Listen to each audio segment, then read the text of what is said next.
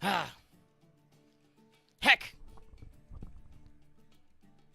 I can't cuss yet. I need 7 seconds.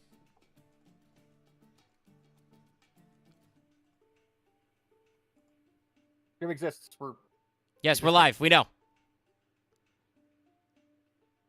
Okay, that's really cool, but that's not helpful right now. Okay, cool. I can say fuck. Fuck. Ugh. I'm sorry, we're a minute late. Dallas went in the wrong stream.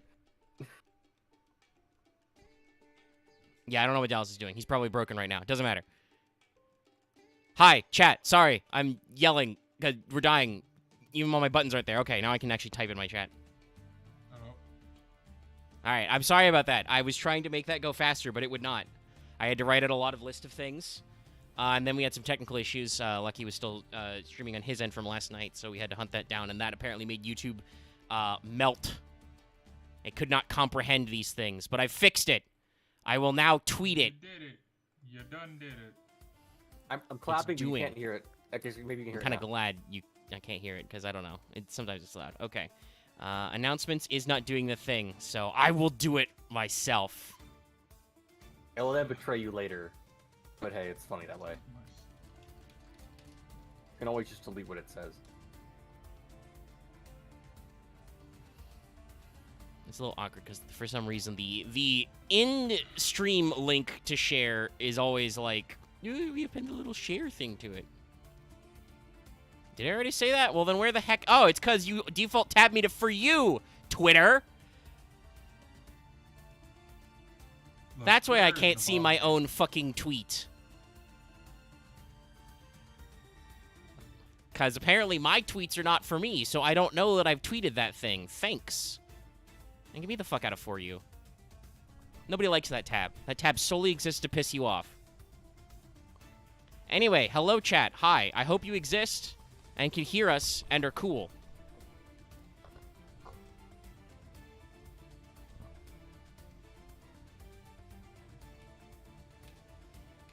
Let's see, do they exist yet? Hold on. I mean, they do exist. The stream is going. Meeseeks finally realized that it's existing. We got Okay. 33 people, so I think it's me, Dallas, and then one other person.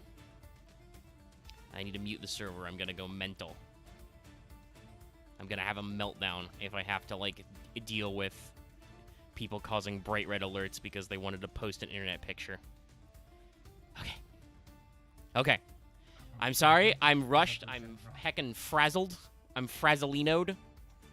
Because this took way more time than it logistically should have to set up.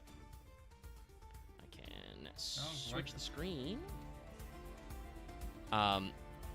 And also, I came into this preheated because I thought, oh, well, you know, I've only got a little bit of time before we should stream anyway. You know, people are excited. Dallas is here. Axe is here. We're doing stuff.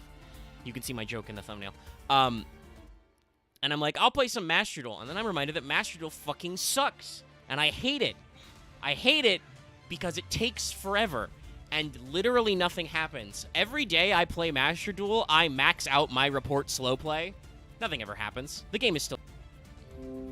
Thank you, OBS. Okay, it fixed itself. Thank you. I think you yelled it into submission. Well, yeah, I yelled at it. Anyway, that was OBS. Oh, don't It worry, dropped. Mega. I'm also preheated. I want to Mega, say have you- this. I want to say this. I Alright. understand for Master Duel. I mean, Axe, whatever you're going to say, don't say it. It won't contribute. You're going to make a joke I'm not going to find funny. You're going No, to I will- commiserate in a way that doesn't help because you're not good at commiserating. Have you done all? Or you're going to say something backhanded to me. Have you done all the solo modes? Have you done every part of Yes! them? Okay, Don't Axe, don't you fucking get on me for solo No, modes. I haven't because I haven't because I thought it Yeah, was like because I play this you didn't- game more than you. That's why. I mean, that's fair. I haven't done. I the don't reverse listen. side I of get all burned the out in solos. playing Yu-Gi-Oh. I'm playing like Yu-Gi-Oh all the time, way easier than you. It's just the infrastructure through sucks peaks and ass. valleys. It's so slow, and even when you're not getting disconnects, it's no. just people play like shit, and there's no punishment for it. And I don't mean like The they fact play that- I feel badly. like rank should Okay. have the short timer always. I'm gonna be honest. This might be a Good. controversial opinion. In fact, I know it will be. You should be able to get match credits for matches you surrender. I mean, for me, that's not controversial, and I don't think it Feel will be like after controversial. work. I think it should work because I get that they don't want you to just fold and go next, but Yeah, that's how but Yu-Gi-Oh works. I You don't should wanna be able to wait- fold I and feel go like, I next. feel like if you fold after at least playing a turn. Like if you DC No, because you lost the if coin you flip, open that's and your opponent and you look at your hand and go, "Well, I don't have any hand traps," and then your opponent Yeah. goes, "Well, I'm just gonna start full comboing," and I just go. yeah, for the it. game Okay, is game's over, and there's a lot of circumstances where it's over, but yeah, you don't get credit for it, and I feel like you're punished for it, and I feel like most other players have internalized it, so I feel like half the time when I'm in a game state where I know I've won, my opponent probably knows I've won, they still don't fold because, like, they don't get any credit for it, so they're holding out for me to, like, misplay, and it's so shitty. I want to say this, because Axe, you brought up the short timer. I do think that the 300-second timer is better, but I feel like the idle timer needs to be more severe. And it needs to not just be, oh, you're scrolling up and down text boxes or you're moving around in your hand. No. If you don't push a fucking button in like 30 seconds, fucking DC'd instantly. Get him out of here. If you Honestly, don't know what you're doing, don't be playing Yu-Gi-Oh! You guys have maybe thought of two things. One, I feel like if you surrender, there should do a thing like when you do a survey of being like, what is your reason for surrendering? And then you say, I had my opening hand was bad, and I had no way, I do interruptions. Yeah, I don't know. I mean, that's also way I feel too like you should slow. do that for the data, and or, I mean, yeah. 'cause I I will say appreciate also the data, another thing but is it's why like- people don't surrender is because when we used to play Prog Tournament, surrendering doesn't do anything besides just save time. So like in a game-based situation where it's all about fighting for a reward or progress, why surrender until like you fight to the bitter end if you get a lucky chance? Axe, you were literally the only one who was like, don't surrender. You're a wimp if you surrender. You're a sissy baby, wussy baby if you surrender. No, I just feel like you can get fucking lucky sometimes. Yeah, and also, Okay, to be Axe, fair, that's correct. You could get lucky. In the majority of Most early of the other people formats- playing our Prog series. I'll say this, do. Axe. In the majority of early formats, your turn was fucking normal summon big dude pass. Yes, but not in Master where it's not that there's far. definitely like there were some early ranges where yeah, sure, hold on because it's not over. But when we got to like the 5Ds era and on, it was like you I could feel set up like it boards was and be Zexal like, and on. maybe I in feel it was Zexal, yeah. Zexal and There was onward. definitely somewhere in there were moments where like, no, I Okay, understand that I the guess game the is rest of the era over. where we I actually have stopped doing one it, literal you're draw fair. in 30 cards. I don't want to That sit was here. way It's before over. that. Also, I'm gonna be real, Axe. The GX era was GX is always bad. well, so was 5Ds. I think the GX and 5Ds were the worst eras we've done at Prague. Well, besides Duel Master, but that lasts for like 2 seconds. That lasts like. that lasted, like No, I mean, only I don't 10 know. seconds. I feel like depending on how you're handling your Prog format, the Duel Monsters series are kind of insufferable because it's either you get blown out by the same Power 5 spell cards every time, or it's just normal summon pass. It's really crappy, but we had GX banlists was at and least stuff in there. funny. Yeah. Card design was doing stuff at least, so we were going there. So yeah, I'm a little pre-tilted, chat, and Can I say why I'm pre-tilted? sure. So, I think I told you on Sunday, or at least implied it, I've gotten back into 3 houses. Yeah, you were playing it, so. Dear God, I forgot how dumb the discourse around this game is. Oh yeah. Why am I the worst Yeah, I know. to be tilted if either my back is trying to kill me and then all my work is Well, being yelling it at me sounds for like being you're late. just physically exhausted, and It's maybe a little like- sad. It's like I'm also just like, guys, it's the So I mean, I feel like the ability to be on time at work is somewhat in your control. I feel like it's only 40% in my control. It's definitely more than 40%. It doesn't feel like more than 40% most of the time. No, I would say it's about 40. It's about like 60% in your control. Well, also it depends on like how far your work is from your house, etc., etc. I could technically, let's see, if I had an hour, I guess I could walk to work, but that's not worth it. Okay, that's not realistic.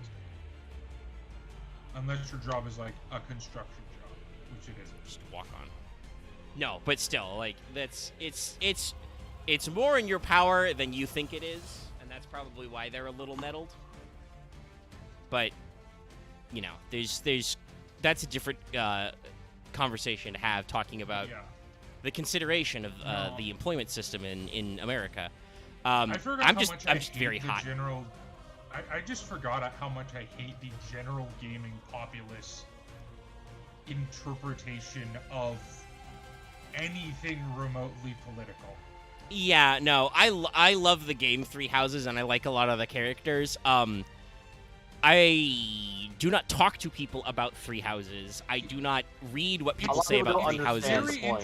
It's very interesting too, because a lot of people are like, "Oh, all Fire Emblem discourse is bad," which, on one hand, yes, that's true, but Three Houses discourse is bad in a very unique and different reason. I mean, yeah, Fire Emblem discourse is usually because the game has built-in shipping. Elitism versus like. Yeah. And like it's a European fantasy thing made in Japan, so there's obvious problematic elements, but like I don't hear people bitching about the plot of 7, years later, right? Mostly people are like, the Force tutorial in 7 kind of sucks, but that's it. Wait, I thought the tutorial was optional. No, it's forced. My brain is 7 because it was the first one they brought over to America. The first time you play the first 10 chapters, Lynn's story, you have to do them in tutorial mode until you get access to hard mode. Is just people don't understand two things. And I just need to get this off my chest, or I'm just gonna combust. One thing, people don't understand that monarchies are generally terrible, and trying to argue which is the better monarchy system is stupid. Well, it's good. It's the only options of the choice. Because you now choose no. No, it's not. There's literally 2 options that are non-monarch. Well, there's still pseudo-monarchical. There's orders of monarchical things in this. Also, people do not understand what theocratic fascism or fascism in general is. Well, people are bad at that, yes. But no, Fire Emblem has a problem where people, because usually your leaders are, anime people, you get to like relate to them differently. Oh no, Dimitri, he's so hot and like heartbroken and shit. He's also like never done anything wrong. In human form. Anyone who thinks Dimitri is relatable needs a psychologist. He was relatable early on, and then he just became kind of a broken monster. He's got a fuck ton of PTSD. Honestly, everybody in that game has trauma. They're just all really bad at expressing it. I think some of them are more constructive with their trauma. My thing is, I feel like Three Houses is written as each character's route is written as that they're inherently flawed and doomed to fail in some way. Well, yeah. Omega, let's be very honest. There are degrees. No. Yeah, I want to say there's degrees. Claude, like the least hard, difficult issue to confront, but the other 2 have issues that are more complicated. So Claude, I think, has the least horrific trauma, but also that means that he feels the least driven to do something fucking productive. Yeah, like, he just has a lot of weird political conspiracy shit and like, international politics. He has trust issues because he, has to deal with like secret racism concerns. Also, oh no, I'm from a different country, so people might not trust me because they think my country sucks. Also, my own country doesn't like me because of how I'm born. Yeah, no. Basically, Claude is just, man, racism sucks. Yeah, Claude is caught in the being a bastard also sucks. I think it's safe to. Is it correct? I never played Golden Deer, so I'm like misremembering. Yeah, he's biracial, I think. Yeah, so he's basically like. He's part of the house that's also meant for oppressing his home country. Well, he's mixed ethnic. He's mixed ethnic. Yeah. Regardless of his actual race situation. Yeah. So like he's basically just like, hey, being multi-ethnic sucks. It also doesn't help when like his mom was supposed to be the head of his house, but then eloped with the king of the enemy country. Yeah, no. I mean, like I said, that's why he has trust issues. If anybody Claude is right in that if you just straight up told his backstory to everybody in the Alliance, they would be like, you would get shivved. Get the fuck out of here. What? I'll be very honest. What? Who the fuck are you? Get out of here. Look, Claude is my least favorite of the 3 lords because I'm gonna be very real. I took it very personally with how late he waits to tell you important information. Yeah, that's the thing I've heard. Like I said, I never did. Because the writers didn't make it relevant to the plot in most places. Chapter 20. Whereas, like, if Edelgard explained her entire backstory, I mean, that would probably help her better. it would be helpful to her, but it would literally cause a revolution in Fodlan. But Because also, she would at have to least- explain how there's a fucking dark conspiracy going on. The Garfin conspiracy. But also, at least she does explain some of her baggage. Like her. I mean, first no, couple yeah, straight up. conversations, She hides stuff He's from you like- because she's also the Flame Emperor. But when she's like, "Hey, Professor, so spoilers, I've been doing things behind the scene the whole time because I have reasons. Do you want to join my I just crew?" don't appreciate that in chapter 20, Claude just walks up to you and says, "Oh, by the way, I'm next in line for the throne of Elmira." That would have been nice. So to know. anyway, let's keep going. I'm like, And Because and if you even don't in go his to own Elmira, even in his own story, Dimitri is just a broken man. I mean, like on the one hand, Dimitri I is feel the like if he worst. explained his trauma, that would be helpful. But I wouldn't actually But to you him, still- but it wouldn't change his situation at all because I he's remember just the whole bit is like normal the first time we meet him Sag. after the post time skip, he's just like he's literally like a Bloodborne boss. He's just like a berserking monster. yeah, he's just Yeah. very mad. Anyway, so to explain what we're doing, I'll put Vampire Lord on the screen. So normally we'd be doing Starry Night plus Mutant. That would be very manageable and very short. There's like 8 Starry Night cards if you're generous. That's including Seiryu and an Xyz card that isn't out in America yet, but is called Starred Night and is very clearly meant to work with Starry Night. And there's 9 mutants. But, chat, if you couldn't tell from the thumbnail, hey, just very recently... Ooh, nice Spirit and Lapis. That's very cool. My first Starlight Rare ever, and I think my only one so far, was Ecclesia, actually. Original. Pretty swag. So someone also like Um, active translated all of like the latest lore book, which doesn't really explain many questions. Just some small bits though. Okay. Max, I'm gonna need you to ratchet it in while I'm trying to do the intro. All right, I get to say 5 different things anyway. Axe, are you being embittered about the fact that you can't help yourself to spout useless extra information? It was more of there were like things I wanted to say, but then we did Dallas's thing, we just moved on. So Yeah, because we're starting the show. We've been here for like 20 minutes. I know we're mad, but Dallas said he had to get his thing out or he would die. And chat I run the stream and push the button, so chat just has to put up with me when I'm like, Master Duel sucks. It takes way too long to play. Nobody knows what they're doing. I lost to a Dark Magician player after he spent like 30 fucking minutes reading his cards because he didn't know what button to push because I had interactions. He still got me because I solemned the wrong card, but anyway. I will forever be weird about how I feel like there should be options to deal with that, but the mindset's not wrong because of how the feedback system works, which is the problem itself. I mean, yeah, like, I don't... Matt, I feel like Konami's way too hands-off with Master You don't Duel get reward sometimes. for They're too- surrendering out of a tournament. Yeah, but that's not... I mean, yes, you do. If you pay your sign-up fee, you get a participation award. Like, you don't get ranked, but... Like, Axe, we're talking about something fundamental here. There's a progression meter that counts even if you lose. Hey, you know if you lose in a tournament, you don't get anything either, right? Yeah. Yeah, Master Duel doesn't Same work way. that way. If you lose by actually experiencing a lose condition, you get points. You actually like get your duel pass level and your like master duel level and duelist experience and whatever and other shit like that. That all counts. You don't get to rank up in ranked or duelist leagues and shit because that's not how that works. But in medal-based events, you still get medal credit. The only time you get fucking nothing is if you surrender, which sucks because that is like the most expeditious way to end a game of Yu-Gi-Oh that you know is untenable. I think it's just because it's an online game, so they can't like understand the context, which just means like maybe they just find yeah, but context-based also, systems. Here's the thing. It's real easy. You I'll just don't give- do the I'll you give don't need context. Game developers a little tip. Preventing the exploitation of a small amount of people or bots in your game is much less important than overall game feel. And I don't care how many people and I'm are gonna be argue honest, like, otherwise for it. I'm not asking for a lot because the way that like getting not your dual pass levels, those are like fixed, I think, but like your little level ups where you get your little loot chests, which can usually contain legacy tickets or crappy cards you get from legacy tickets. Occasionally they can contain gems, which is cool, but the way that works is that's scored on like a point system in your duel.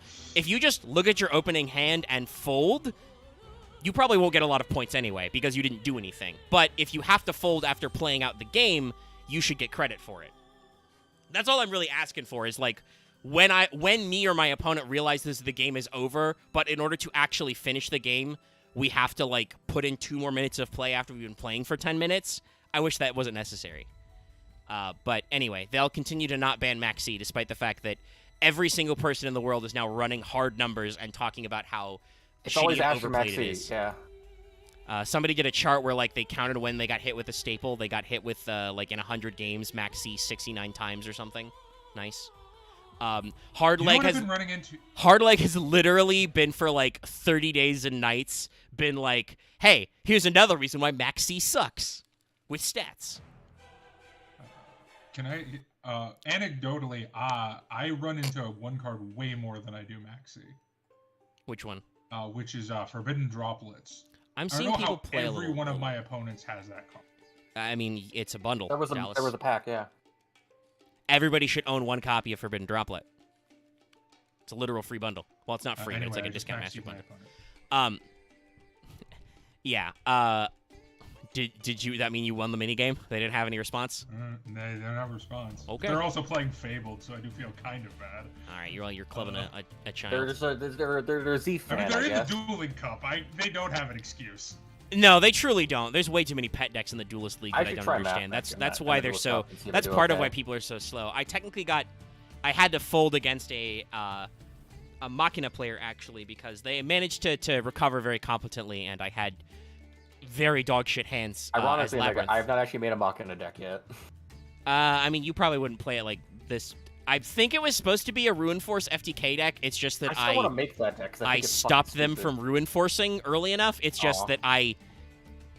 Listen, by the way, this is why I give X shit, chat. Because when I said I stopped my opponent from Ruin Forcing me, he went, aw. Because I doesn't feel good for me. Ruin Force and Telephone are like the only FTKs I actually like. Everyone else I think... nobody likes FTKs. You really shouldn't like Telephone. That's just loop forever. It takes fucking. I like so Magical long. Explosion because it's silly and the most. You have to set that up though. Slot machine deck on the planet. Oh, hey Dallas, you'll appreciate this. I was still a little annoyed because it took this person forever to get it to work, but I did get Reversal Quiz OTK'd in the Duelist Cup. No shit like that where it's like unreliable. I like unreliable FTK. I think they stacked the deck to make it work. But still, like they did the reversal quiz and then they were like called spell and then they sent the cards and it activated I think Fuma Shuriken, which does like 700 to me after they got themselves down to like 500 and flipped it. I still didn't really like that duel because doing any kind of FTK involves way too much like looping and setup shit. It's just not fun when you don't have the ability to stop them. There's one exception. Grand Maju is pretty fast. Well, yeah, Grand Maju OTK is pretty fast. Also, I'll be real. If you do Inferno Fire Blast FTK, which also is pure luck, by the way, don't actually do that strategy. It's literal random chance. But that's over in like 4 cards.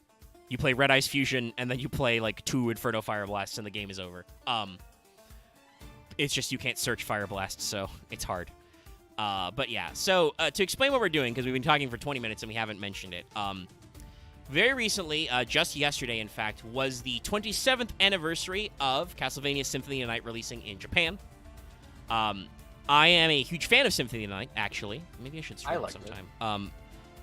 I've only played a handful of Castlevania games, and it's like one of the few that I actually have beaten multiple times. I'll be honest. I don't think I've played Symphony of the Night. It's pretty solid. I've never beaten the Reverse Castle. I have actually, rolled credits, beaten the whole game a couple of times. I like it a lot.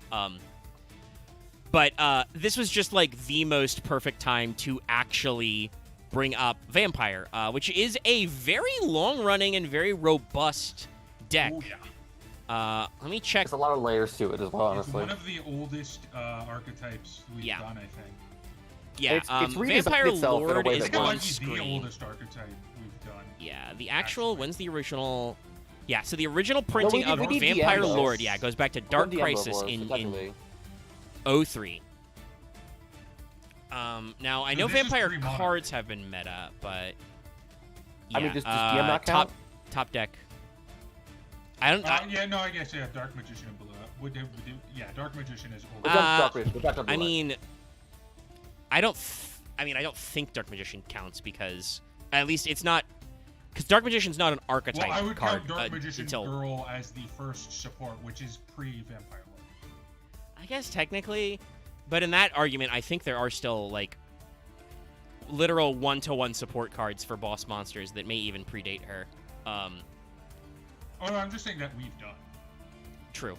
We did do Dark Magician. Yeah, I don't see Vampire as an archetype in Yu-Gi-Oh! Top decks. So I don't think Vampire decks have ever been per se, but Vampire cards have been in various decks, mostly zombie decks. Mostly zombie. Yeah, because they're a zombie archetype. But they've been around for a while. They kind of had a structure deck. The Zombie Madness structure deck was really the first call of the. It was mostly about zombies, but it featured a vampire boss on it and had reprints of all the main vampire ones. So, like, they've got structure deck cred. They've been in a lot of side cards. Vampire Lord himself has been reprinted a shitload of times in, like, you know, starter decks. I believe Kaiba actually did use it in the anime. So it's been structure decks, starter decks, you know, various legendary collections. He's been in, like, battle packs as draft Honestly, sets. I think I remember some of the first Yu-Gi-Oh cards I had was, like, the Vampire Genesis, like, that small mini pack. That was a structure deck. That was Zombie Madness. That was the first non-duelist themed structure deck. Yeah. So, like, vampires... I mean, it was one of the inspired by two. that one. Yeah, it was a Red parody. Eyes Darkness. Yeah, the Dragon's Roar was the other one, which I owned. I mean, I thought Yeah, Silvergirl was yes. kind of inspired by, like, the whole vampire, the actual vampire lady from... Yeah, Camula. Camula, yes. So there I was don't know a there was lot an about actual GX. vampire lady in GX. There've been a lot of duelists. Like I said, I'm pretty sure Kaiba used Vampire Lord at some point because it's in all these like duelist Yes. pack It's a good Kaibas card. and shit. In Battle City. Yeah, no, Vampire Lord was a very meta card. Yes, Like- Vampire Lord himself is like actually a usable boss. And so from there, vampires have had multiple waves of support. Honestly, they were pretty nil after Genesis. When we get to him, which will be pretty quick, he's like the 4th card on this list. Genesis isn't really that great of a, you know, actual. It was a GX boss monster. That's really what it was. I didn't think it was technically. I mean, it would be in the GX time No, it period. was but GX. yeah, It it's was still GX. like, he's not really that great. But when we get to the Xyz era, vampires come back with a whole new wave of support and evolve into being a Xyz archetype, mostly focused on ranks 5s and 6 because the original Vampire Lord was 5. But even then, they've gone on. They have multiple Link monsters, both of which are just very good zombie Links. And they also have multiple cards that have not come out in the Americas yet. No, I think everybody's out. Or that have not, sorry, not Americas, that have not come out in general, I believe. Yes, there may actually be some cards hanging back that have not been shown. But we've pulled up the OG boy, Vampire Lord, on the board here. It's a little small because this is from like a video game or something, but it's him. It's just this is the Vampire Lord. He's an anime vampire boy. Obviously, like I said, this was, you know, original to the anime and may have been in the manga. It's definitely got some traces of Kaz's art style. Yeah, because it's like, honestly, the only thing I think about is like, it's very much not bony. Castlevania style, and I'll say the like don't know the about actual that. like, I don't think it's like it feels like it doesn't feel like a like direct unless I'm thinking about like maybe some of like the 3D action games I've never played. No, I think this looks. I just don't think it looks like Symphony of the Night, but I Not specifically could see this Symphony, in, but like Harmony of Despair, which is the one like I who's played. the like who is the there's a specific Honestly, concept this guy artist did for not- The one thing though is for like there's covers and the stuff weird, for Castlevania. his overcoat.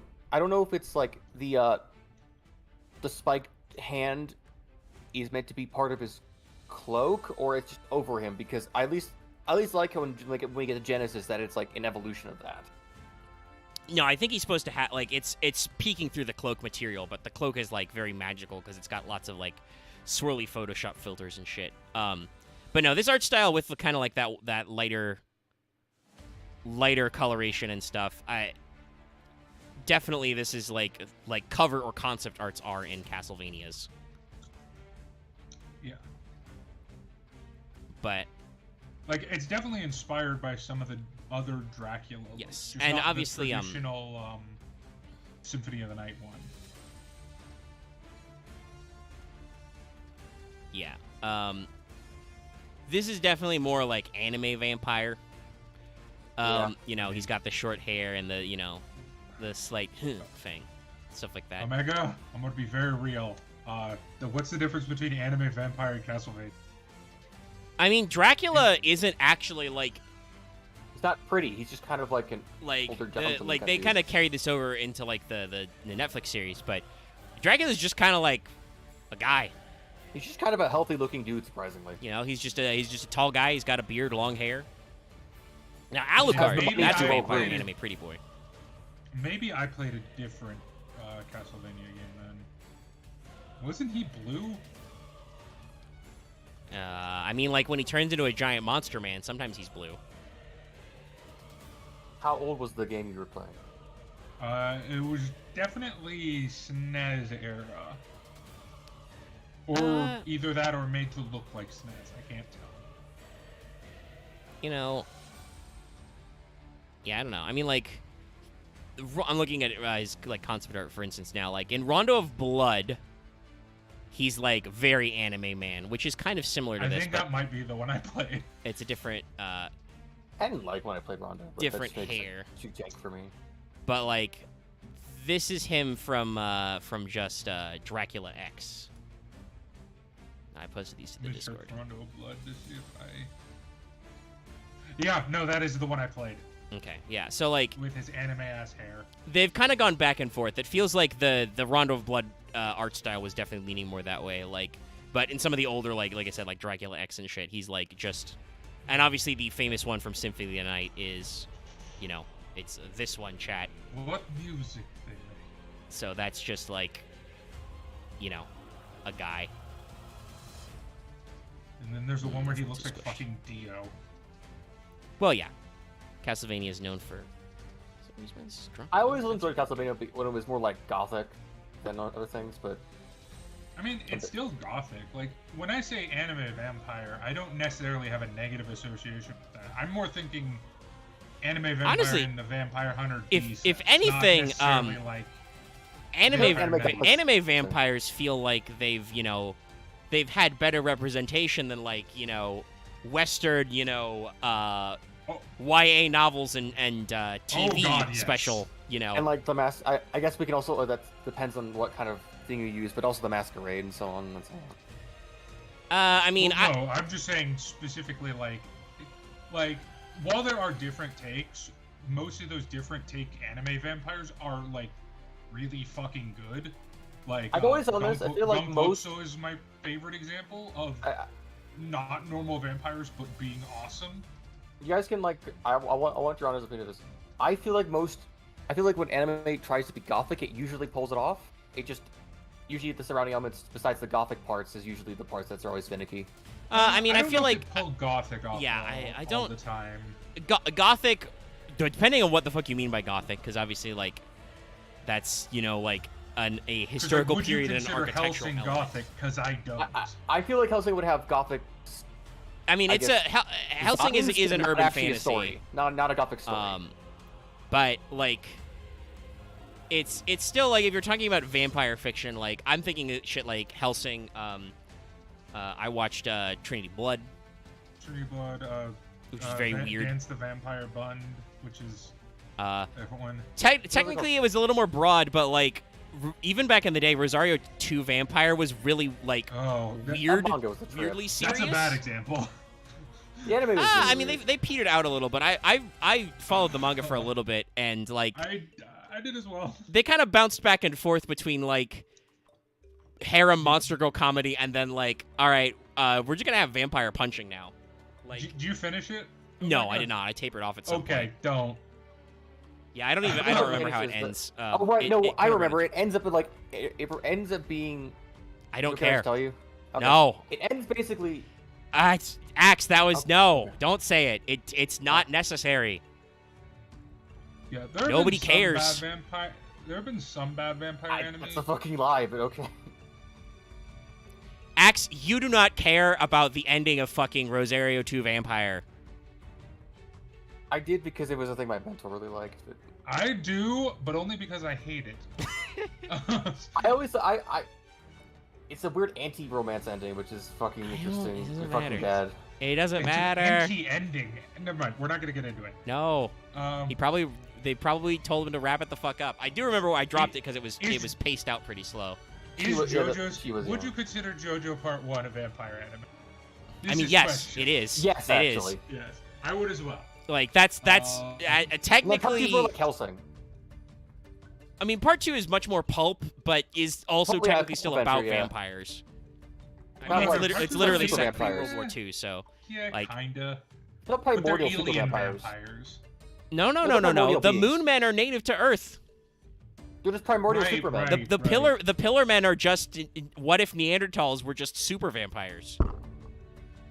Yeah, no, you're right. I would consider, even though 3 has a vampire, I would not vampire about. continuation No, of things. Araki very rapidly drops a lot of the vampire shit. Other than the fact that Dio can't go out during the day, like a lot of Dio's Dio's weird blood. vampire powers don't come out for purpose of like. It's mostly just so he has an excuse to come out with more stand users. It's also There's so a- that because if Dio relied on it, Jonathan Tensley could have killed him. There's a lot more vampire anime than I thought there was. Yeah, they like My- vampires my over favorite there. of all time is still probably Gonko, so even though that's technically not a vampire anime, I think that like. kind of. Obviously, It's confusing. in the U.S., we kind of have our ups and downs. I mentioned Vampire the Masquerade earlier. There is a definite like a goth subculture in the Americas and other Western areas that has like its kind of conceptualated thing, and you see this in certain movie films. The aesthetics of Blade, for instance, shit like that. There's definitely like a certain look and feel. I don't know why Japan latched on. Some of it is because JoJo is really just that fucking old, but they just appreciate some of the classics a little bit better over there and really got into it. Well, there was because Omega, I've actually done a little bit of research into this because I am the resident horror nut. There was a vampire boom in the 90s specifically.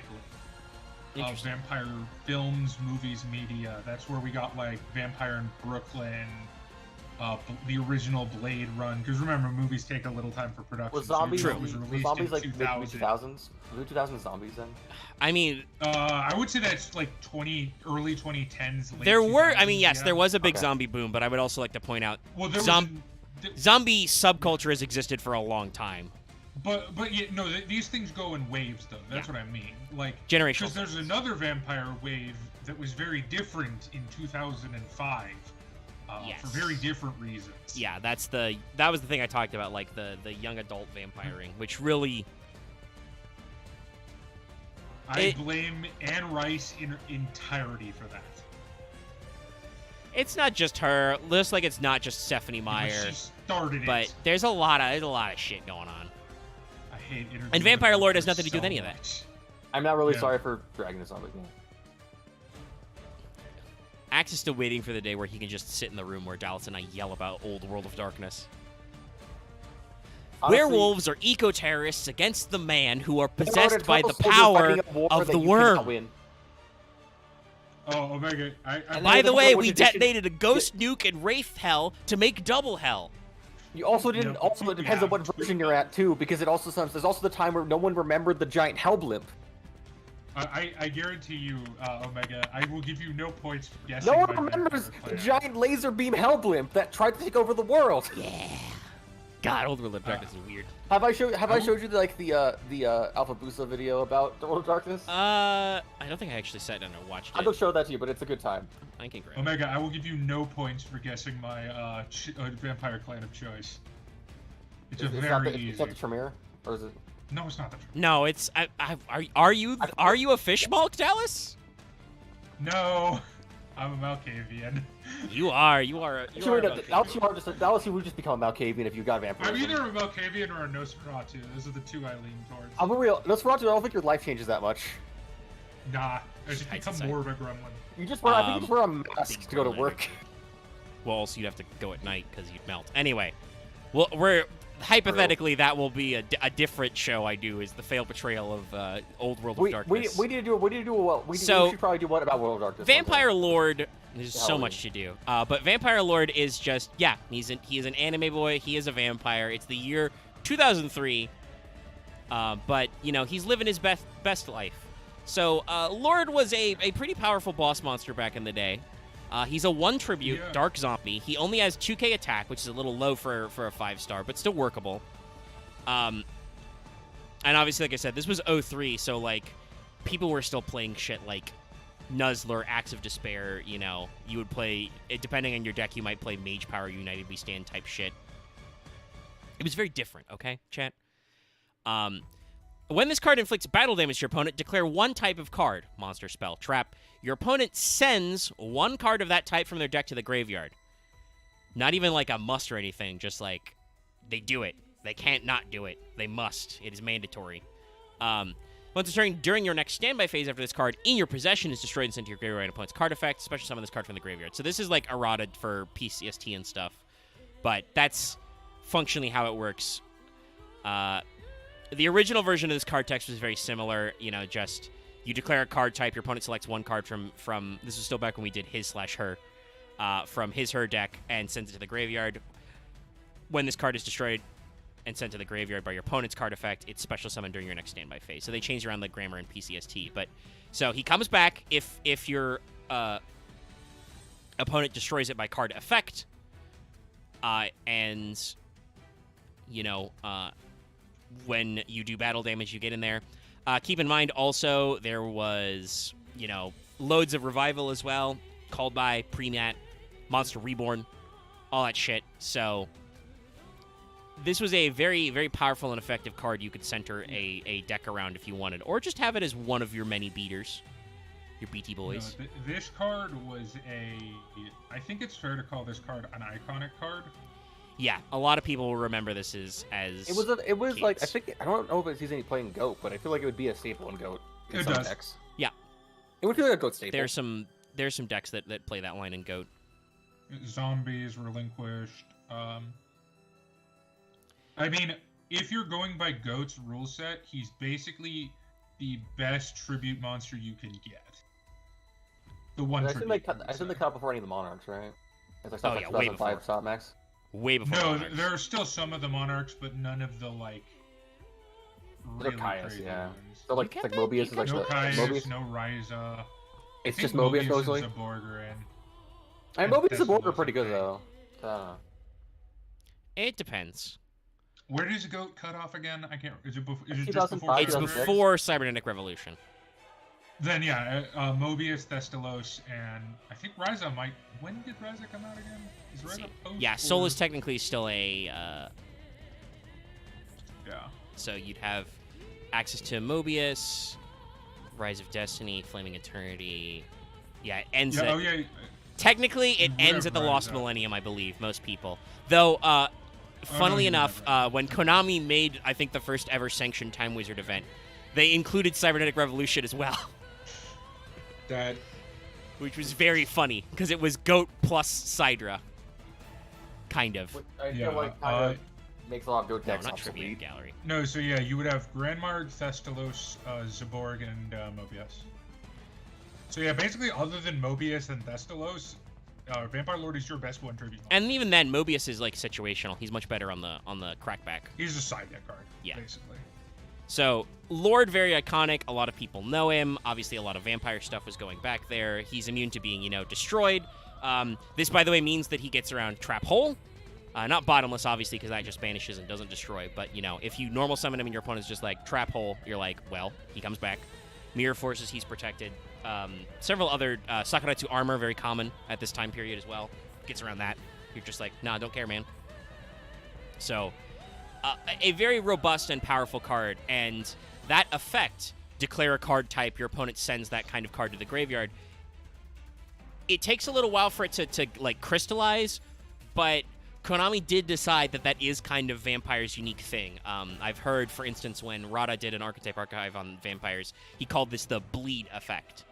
Because we don't have... If this was a Magic the Gathering set and we had, unique keywords for this, that's what it would be called. But We don't. It's just select a card type your opponent sends to the graveyard. Which can be very, very spicy. Obviously, like, nowadays, first of all, you don't play Vampire Lord a lot anymore. I think you still can, but he's not really flexible, and his stats are kind of weak. He was played in 2018. Yeah, I think there are a couple cards that call him out, but that may also have just been, like, cope. Because there's, like... Or meme. Yeah, or memes. Because, like, 2018's when the second big blob of Vampire support, like the really big one, comes out, and there's a lot of really good Vampire cards, and I don't think you need to play Lord to do any of those. He's funny, though. No. But, honestly, did I actually copy this? Ran 3 of him that did stuff. I did, okay. It's slightly bigger for some reason. Technically a Vampire card. Vampire Baby. Babe. And actually, I should double check. Was this errated to be Red Moon Baby? Or was that just what we called it before it was Vampire? No, okay, right. This is actually a rare case where we reversed it. This was called Red Moon Baby in English originally because Upper Deck were stupid. But later, when they made Vampire cards an archetype, they had to mark it as Vampire Baby because it is Vampire Baby in Japanese. So... this is a reverse Frog the Jam. They had to actually put this baby back in his archetype. Put that baby back in the crib. There's not really a lot to say about this card art. Like, I do like this, like, early 2000s, early digital art, like, energy he's got. He's already got the fucking meme lens flares in his eyes. Like, this is a perfect art. Chef's kiss. 10 out of 10. No notes. Love the red on that moon. Like, I can't really disagree. I don't know what there is else to say. It's a fucking vampire, baby. What do you do? This is the second creepiest baby I've seen today. It's a lot of stuff. All right, so what the baby doing? Not much. Not much. No, sadly. This is a level 3 Dark Zambo. 700, 1000 defense. At the end of the battle phase, if this card destroyed a monster by battle and sent it to the graveyard, you can special summon that monster. So, again, this was early in the game. You know, this card came out in Pharaoh's Servant in 2002. It technically predates Vampire Lord, but, you know, Vampire Lord is the big one we know. So, we talked about him first. But this has all the hallmarks of, like, very early game Konami design where, like, oh, this card does a cool thing besides attack. Well, shit, so it's got to have shit stats, right? Obviously, there's ways to make this work, but it's bad. It's very bad. And that said, this is the other thing that Vampire cards are known to do, is to take your opponent's monsters. Unfortunately, I'm pretty sure in 2002, Change of Heart was still legal. I think you could still play one Snatch. Yeah, because it wasn't until Chaos formats that we actually had cards that were banned. We didn't ban cards, so no, you could definitely still play some number of Change of Hearts and Snatch Steals, which is infinitely better than this dumb baby. Yeah. This is a beautiful baby, but he's still baby. He can't help us. He's a baby. Ooh, it's a baby. So let's complete the family. Vampire leader. Honestly, I feel like weirdest thing is, like, one of the cards I always fucking remember owning as a kid was Vampire Lady. I think it's just because like it looks so different than all the other cards I owned. Samesies, honestly. I think that makes sense. Let me grab the art. I remember always being like it's like a lady of like side sitting in like a chair and like it's all kind of like candlelit. So I think it's just this art to me the card looks the most classic Vampire. Yeah, so you can tell while they kept some of the stylistic elements of Vampire Lord, and this came out in 04, so after Vampire Lord in 03. This looks like she has like the wing dress and the claws and stuff. I feel like this was drawn by a different artist. It looks like it's like it's like a cutscene for it's like a concept cutscene. It's a concept art for a cutscene in like Ninja Gaiden or something. All right, we found the sentence eventually. Yes, though I will say this does have kind of like looks like a key art for something. Like it's not just a Yu-Gi-Oh card art. Like this is something that's happening. You know, she's got like dynamism. I'm gonna guess this may have been drawn from a reference. Is probably why it looks different. Obviously, like, everything in Yu-Gi-Oh! Looks a little anime because I'm sure Konami was still drawing with, mostly Japanese artists, if not just straight up tracing Kaz's art from the manga. But this doesn't look that anime, And like I said, I feel like this must have been traced from a figure study. Like, we had some actual references for this, so it's pretty good. Posing there, yeah. It has a real like, background. Like, not just like, oh shit, what do Photoshop filters do, Like, I can understand remembering this card because it's very visually distinct. It's always interesting how, like, almost all the vampires so far, outside the baby, have, like, this weird... So, 2. Insectoid claw of, like... The claws are like fang tips. I mean, it's not insectoid. It's like a bat. It's like a bat swing. It's bats. I remember like I meant the actual like tips. No, that's claws coming out of wing joints. It always feels like it's not attached. I mean, some of these are not meant to be anatomical. They're meant to be accessories. Like, I don't actually know if she has wings or if, like, she's wearing a fucking... Okay, no, they have tips. It's just you don't see it behind her glove. But there's a lot of weirdness and flexibility going on here.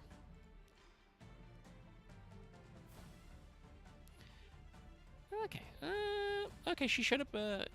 Yeah, she wasn't in the anime until GX. Oh, somebody played this card in Arc 5. What the fuck? Sorry, I'm just scrolling through the gallery arts because I grabbed her card art and I'm like, that's neat. I do think that, like, visually, this probably, like, influenced Kamula's design in GX. Like, they're not the same, obviously, because she's much more in the normal style of that anime, but, like, she's got the hair pulled back and it's green, and the pointy ears. I mean, this is also obviously, like, this is the Camilla art. Though I will say... that's why Camilla is called Camilla. Yeah, I will also say, as usual, not Yugipedia, because that's still down, but the Yu-Gi-Oh! Fandom Wiki, fucking demented. They have a weird fucking table that doesn't make any fucking sense. Oh, God. They're like, we must compare the creatures to everything.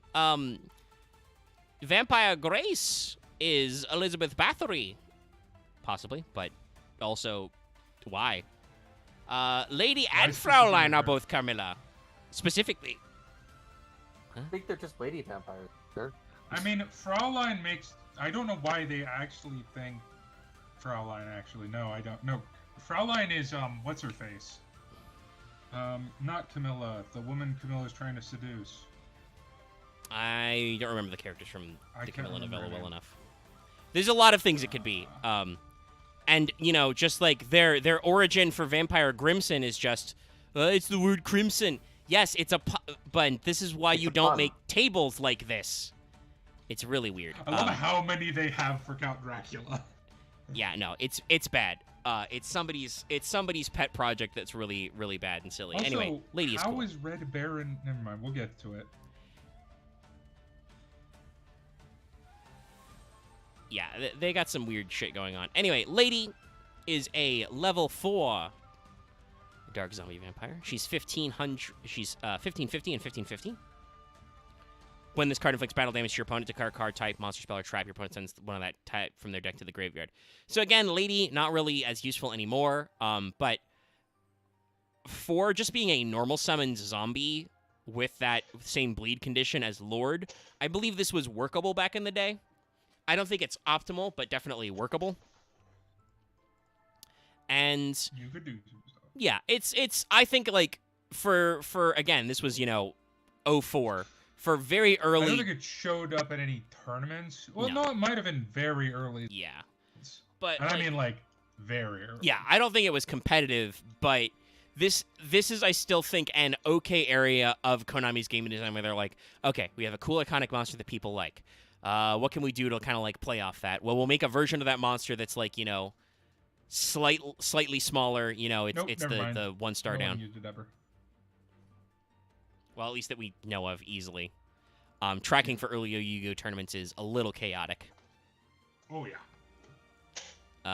This is something I got. This is something I got a discussion into somebody on the internet about. But if you follow Simo's History of Yu-Gi-Oh series, that series has really, really changed over the years. The way they initially pitched it was basically, imagine if we were doing Prog but constructed.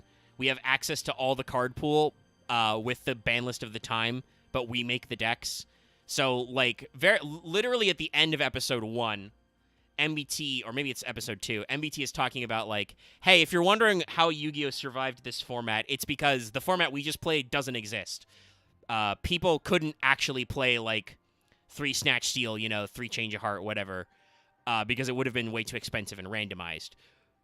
It's only, like, once they actually get to, like, hard and fast reporting data, and I think pressure from the audience, that SEMO and MBT actually, like, move to, hey, we're literally going to pick tournament lists and play them and show you what some top decks during these eras were like. Because we have facts. I think it's when Konami started taking over event coverage. All right, did I? Yes, I grabbed Vampire Genesis. It's Vampire Genesis. No, you have to say it like they do in the Vampire Genesis. The Vampire of the Genesis. Or alternatively, I feel have to like say we like need a to all fighting watch boss Brains announcer. at some point and be like, Vampire Genesis. Yeah, I feel like that was it. Well, no, because Kamula, once again, the GX dub is amazing. Kamula talk like this the entire time. While I think some of the jokes they cut are a little too on the nose for what they're doing, you can tell that the people behind the GX dub were like, fuck it, we're a literal paid commercial. We're like under contractual obligations to be here. We don't care. Fuck it. Ship it. We can do whatever the fuck we like. Goku doing his best Arnold Schwarzenegger voice will never not be fun.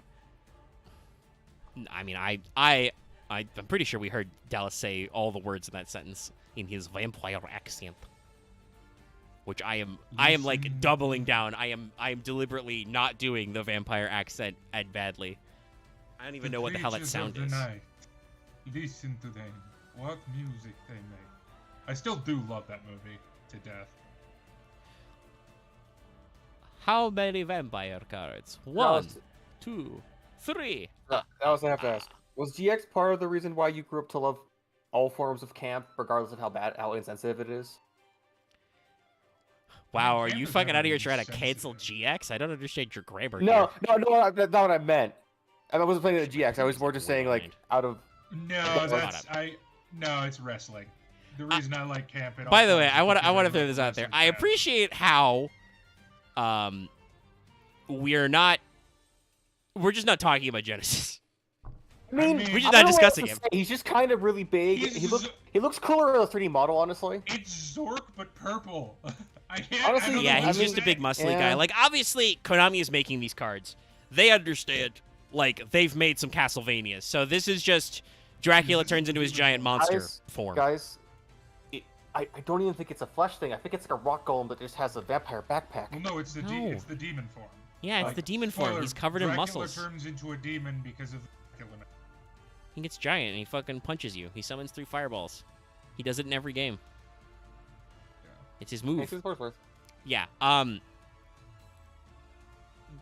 But this is very much in the vein of Lord. The color scheme is very purple, but he's got, like, extra speed lines and auras and goop and stuff. But there's not a lot to say about it. At least they were semi-accurate with this, because Dracula is technically usually depicted as being purple in this form.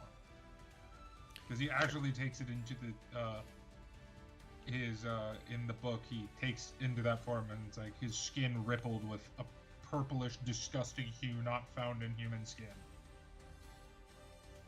Feels like it also connects to, like, the idea of, like, royal purple and so on, but yeah.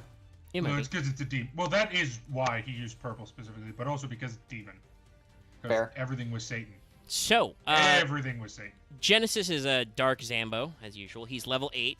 He's got pretty good stats for that. He's got, 3K 2100. Not quite Blue Eyes White Dragon stats, but he's trying. He cannot be normal summoned or set. He must be special summoned from your hand by banishing a vampire lord you control, and can't be special summoned other ways. Once per turn, you can discard 1 zombie-type monster to your graveyard, target a zombie monster in your graveyard with a level less than the discarded zombie monsters, summon that target. So, this was... Let me actually double-check the exact date. I think it was 05 was the structured deck. Yeah. So like, literally, we are very, very early, right? This was paired with Structure Deck Dragon's Roar, whose boss monster was Red Eye's Darkness Dragon. You know, a wholly awful card. Sorry, Omega. No, I mean I made it work back in the day, but it's not a great line. It's just I mean literally they'd already printed the card that was better, like Dragon Master Knight or Buster Blader. It's just that Omega, they didn't have support. You've just reminded me of something very kind of morbidly funny. Our own prog series ended with you having your first win in forever. I mean, it's true. I had like a 20, not 20, was it 10 week dry spell? I finally made Trickstar work. Anyway, not relevant right now. Sorry. Not really relevant, but this is like literally one of the first 2 structure decks ever, and like they're trying really hard to make a cool boss monster. I know you could. His effect isn't bad for the time. No, you could play. The problem is he can't be normal summoned or set. You have to banish your Vampire Lord, so you can't get him back. Yeah. It's a very and he can't card. be special summoned any other ways. I will argue this card, for its time, is not bad. It's not bad, but there's one reason I say this. You can see There's why. literally only one card that makes this playable, and that is Pyramid Turtle. You're fucking right. The fact that Pyramid Turtle can search Vampire Lord. Yeah. You could bring out Lord with Turtle and then set up for this. I think it's workable, much like how Vampire Lady is workable. But even in the time, this still would have been a little clumsy. Your lines to get to Genesis would have been very obvious. And depending on what you're doing... Its effect is a little... Yeah, unruly. It's like... His effect is just to recycle a zombie that's lower level than the one you pitch. It's in the right direction, but it's definitely not like... It's not the blowout card you're thinking of. It is a soft once per turn as well, so it's not like you can keep doing it. So it's a little... It's not... I would say, for its time, I would not have been surprised if someone made it work. Yeah, I think this would have showed up in deck lists at the time, and certainly people would have just been playing the structure deck like right out of the box at the playground and stuff. Well, yeah, because fun fact, a very, very broken card came out in that structure deck. Old you structure might have heard decks. of Zombie World. Yeah, old structure decks and broken cards. Name a better combo. But yeah, no. Unfortunately, this card doesn't really benefit from Zambo Wambo. I mean, I guess it makes all your monsters in graveyard. Because you do not tribute for it. Yeah, but it's still it's a little loosey goosey. And there are a few more cards. In a shortly thereafter, though this was still the height of the Jix era. We got one more boy. Curse, yeah. Right? Yeah. Who has a very weird name. He's called... It grammatically works. He's, Vampire's Curse. In Japanese, this would probably be rendered a little more literally as Curse of Vampire. But we've kind of bounced back and forth. Calling, a relatively human man... curse, a little weird, but he exists. I mean, this one is a direct Castlevania reference. Oh yeah. No, he's doing some posing. He does look like. I just don't know who he is. Well, no. Castlevania 3, Dracula's Curse. Oh. Yeah. What a terrible night to have a curse. And also, Bram Stoker's Dracula's Curse is old. Oh, actually, no. This was literally in English. This was Cas Obu Vampire. So yeah, it's. You can see what they're going for. It's a Curse little of Dragon. Weird.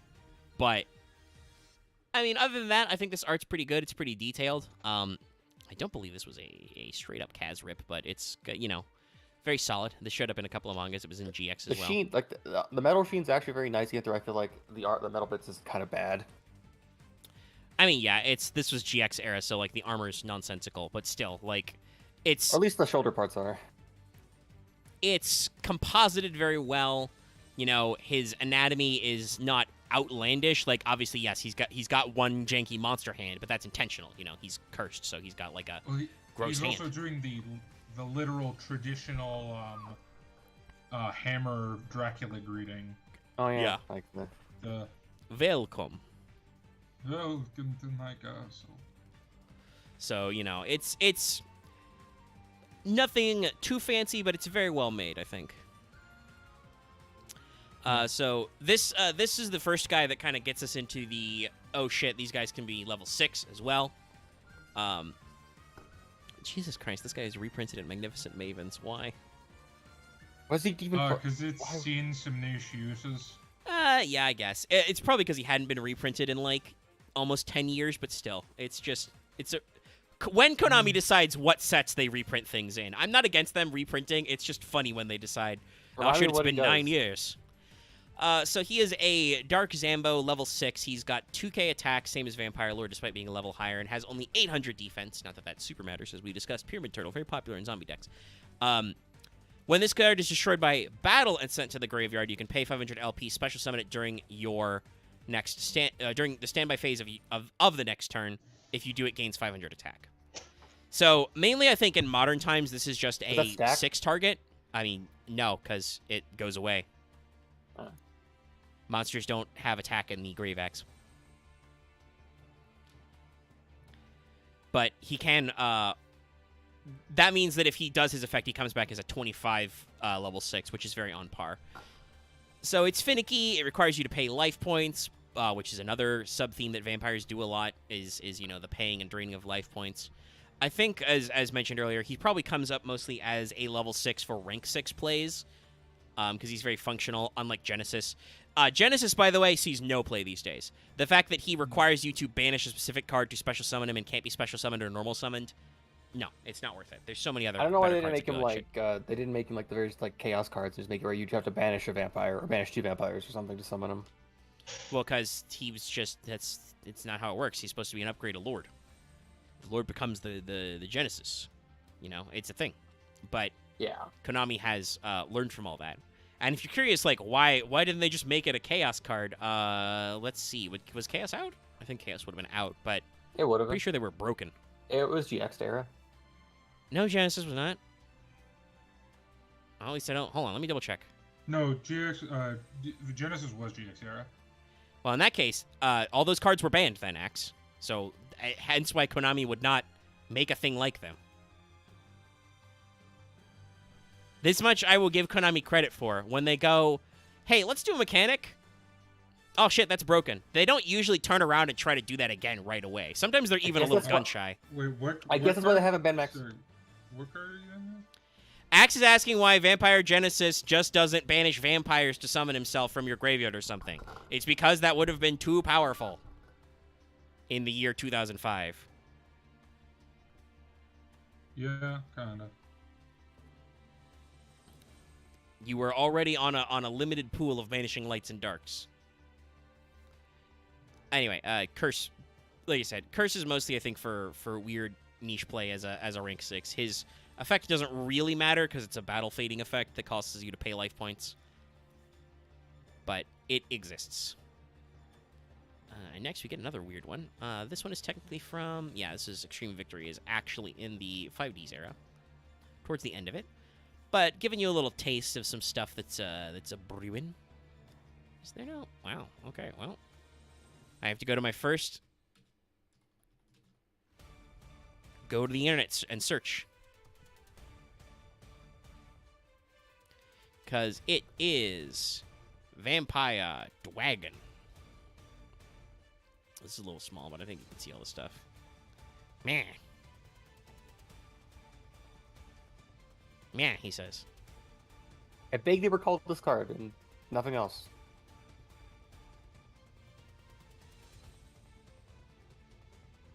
Okay, anyway, moving on. I mean, this card has always creeped me out, and I don't really know why. It is kind of creepy. Because the eye's big. The proportions are a little weird. The proportion, I think it's just the proportions of the body and the feet and everything. Yeah, he has like, I mean, technically he's got a big mouth, but he's got a really big one eye, and I don't know why he has a one eye. What does it have to do with fucking vampires? I don't know. It just reminds me of like an SMT, a very specific SMT design, which is weird. Also, I got a phone call back. Yeah. Okay. Yes. Then Vampire Dragon. Time to vamp. No, not time to vamp. Time to speed. I mean, Omega, we're still vamping. I know. Regardless But we're of not whether too or not vamp we're yet, wasting okay? time. And also, you did technically vamp, but anyway, Vampire Dragon is a level 5 zombie. He's got 2,400 attack, 0 defense, so they're starting to, like, this is 5D's era, we're starting to play with, like, levels and stats and figure out where stuff can be a little more comfortable. When this tribute Tribute summoned card is sent from your field to the graveyard, you can add a level 4 or lower monster from your deck to your hand.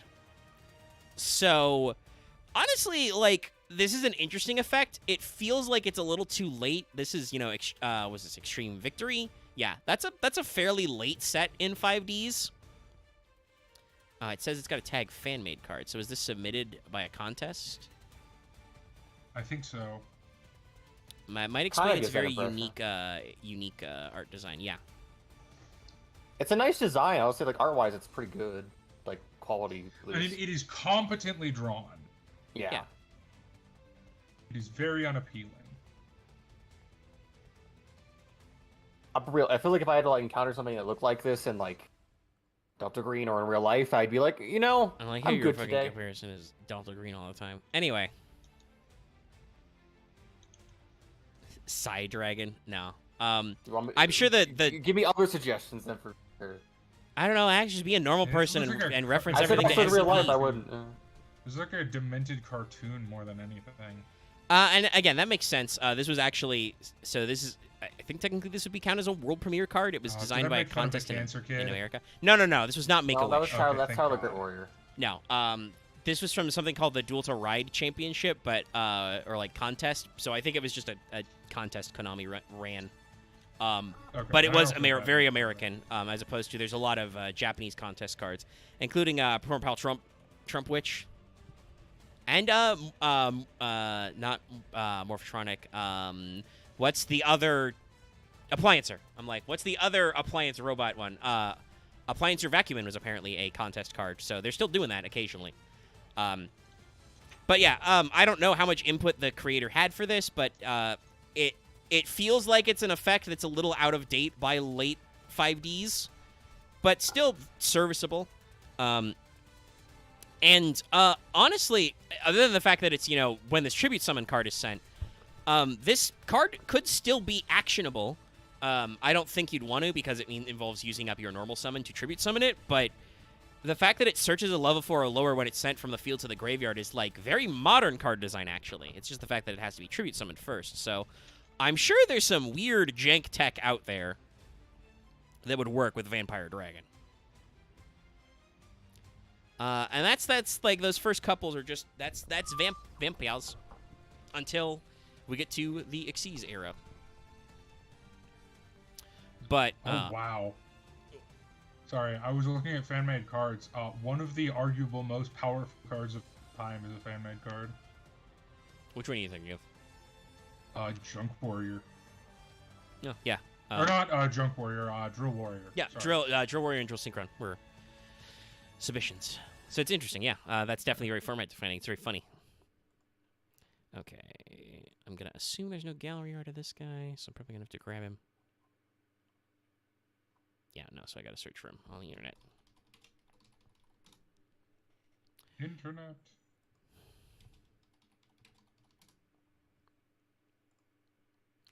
All right. We did at the end. Okay, I did not set my music to loop.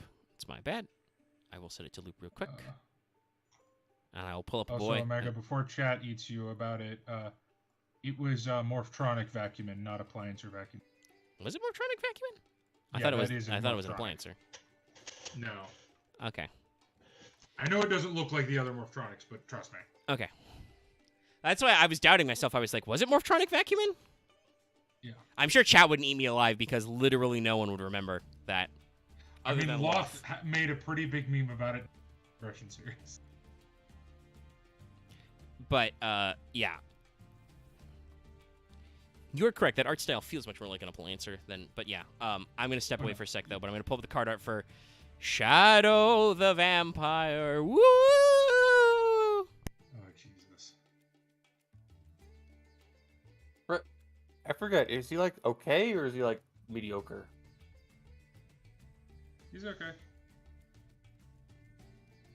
Because I always like actually one of the cards you like play multiples of because he's actually like okay for what he does. I hate autocorrect so much. Sorry. I'm doing work text.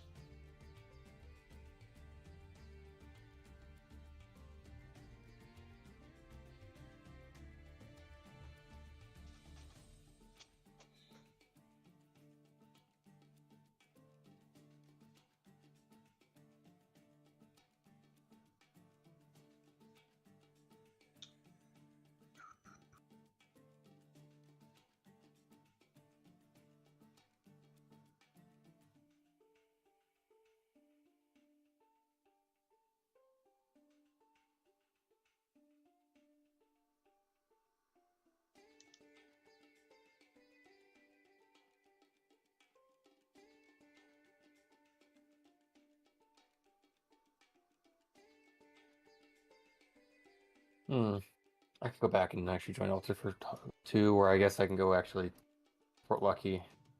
For what?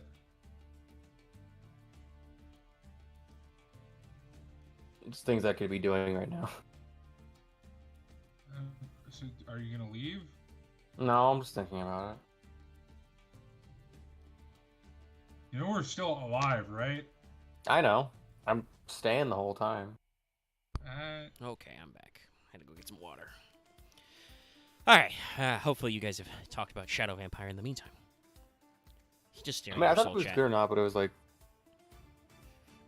It's okay. Yeah, I mean, I we're just don't like. I its like the art. shading a lot. The moon's cool.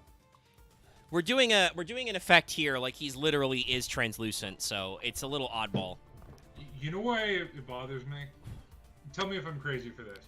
If somehow managed to make a hand-drawn card art look like anime CGI. Actually, mean, yeah, was kinda. gonna- There's a lot of that weird reminds me. shading I in was that gonna thing. say this looks like one of the opening shots of like a PS1 or a PS2 game. You're not wrong. Like, Him not like like a- walking through I like wouldn't say a PS2 field or game, like the opening cutscene. It does have a Maybe little bit of some that of the better ones. weird digital effect on it, yeah. I'm sure it's because of it was drawn to be translucent, and this card is foil normally, so there's some back and forth there. But yeah, this is when we start off our kick off our big Xyz push. So Shadow Vampire, sometimes called Vampire Shadow, but it's Shadow Vampire, that order in the OCG.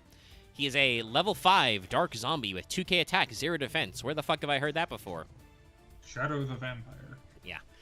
He can't be used as material for an Xyz summon except the Xyz summon of a dark monster, as if that really ever fucking stopped anybody.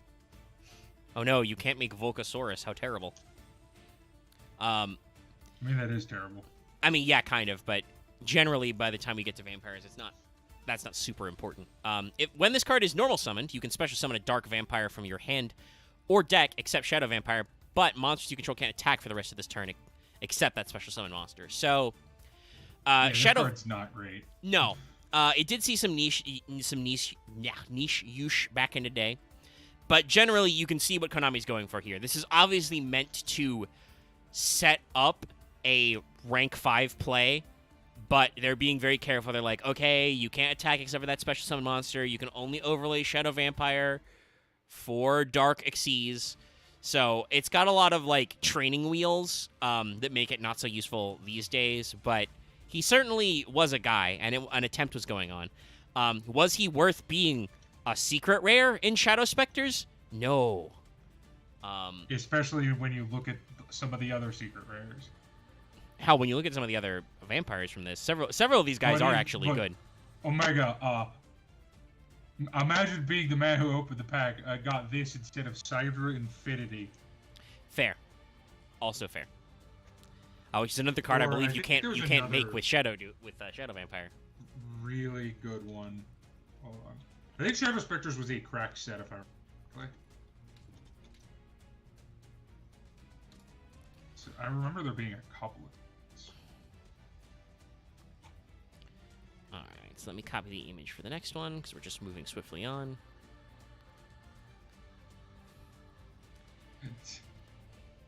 It's a little bit small, but here's Vampire Duke. This guy was a rare in that set.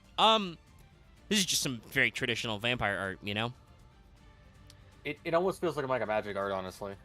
Yeah. I do kind of feel like the perspective is a little too far pulled back for a Yu-Gi-Oh card.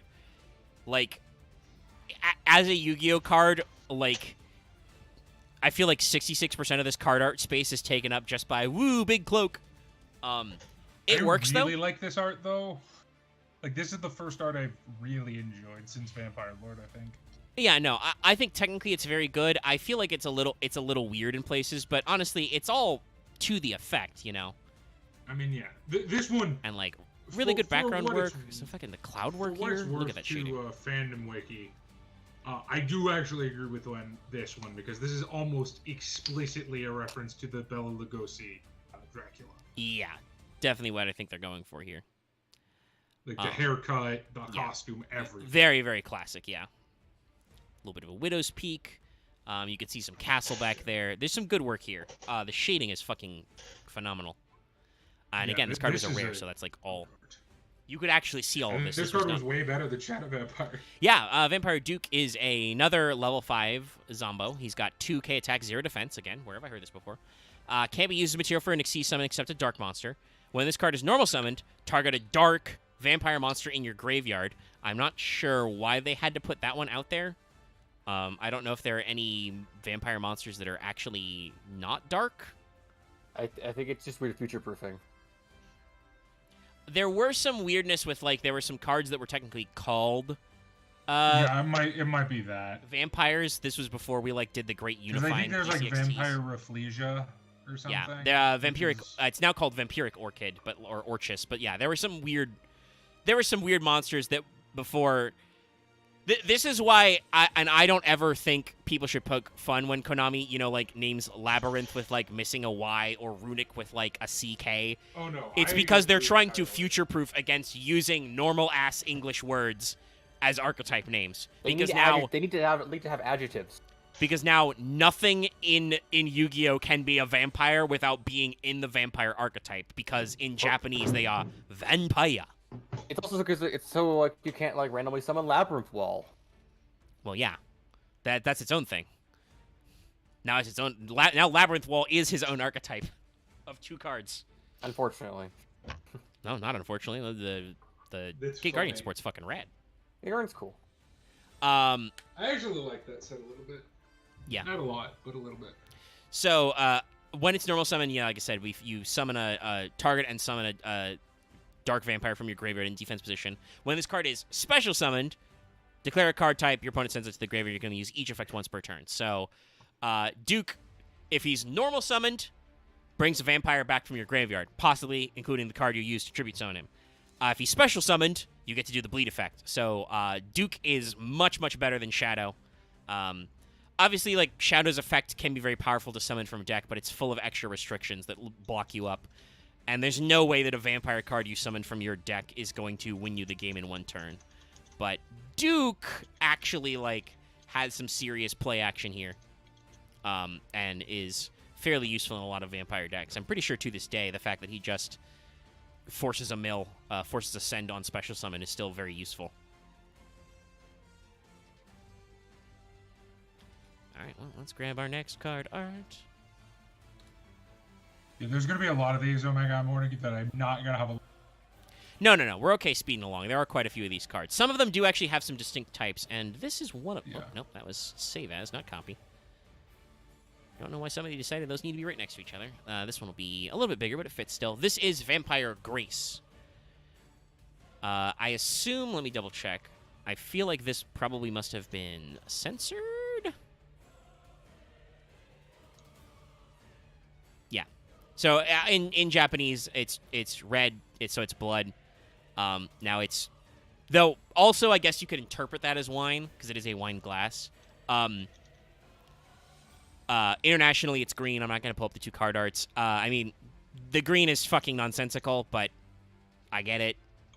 You know, it... I was just thinking of, like, it's like soul juice or something. In America, we have this really weird thing with alcohol.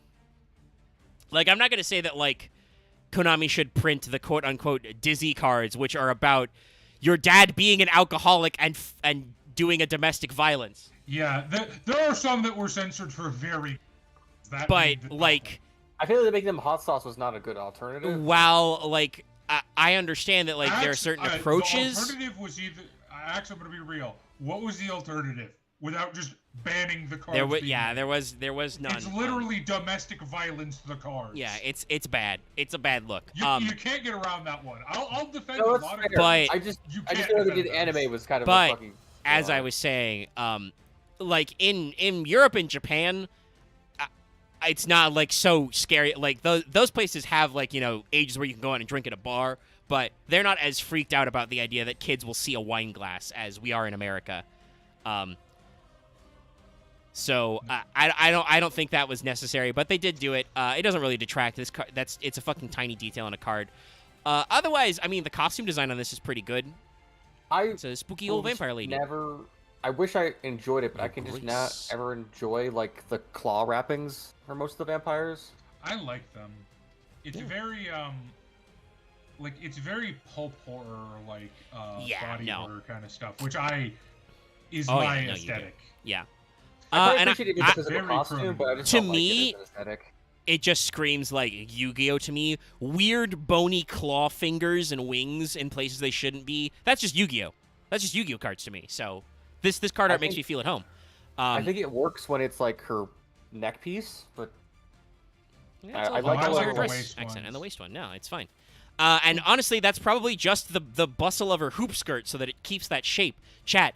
In case you didn't know, skirts don't be shaped like that on their own. You need to put something in there to make them do that shape. Yeah, the only problem I have with this card, and it's a problem I have with a lot of Yu-Gi-Oh card art, is unfortunately Yu-Gi-Oh does sensitize itself for kids. Because there would be hella gore and viscera if I had the option for this. Yeah. I feel like I feel like if they could get away with it, there should have been like a spell where literally they're just goring, like rip their arm through someone and eating their viscera or some shit. That's what I would do. I feel like that'd be like a spell. Anyway, yeah, this is a good costume design. I like that she's got the little fucking ringlets. It's very funny. Also, hey, guess what, chat? Yu-Gi-Oh was doing giant vampire lady mommies way before Capcom was. It was the year 2013. Well, this one's an actual vampire, not a mosquito lady. Okay. Axe really can't not spoil things.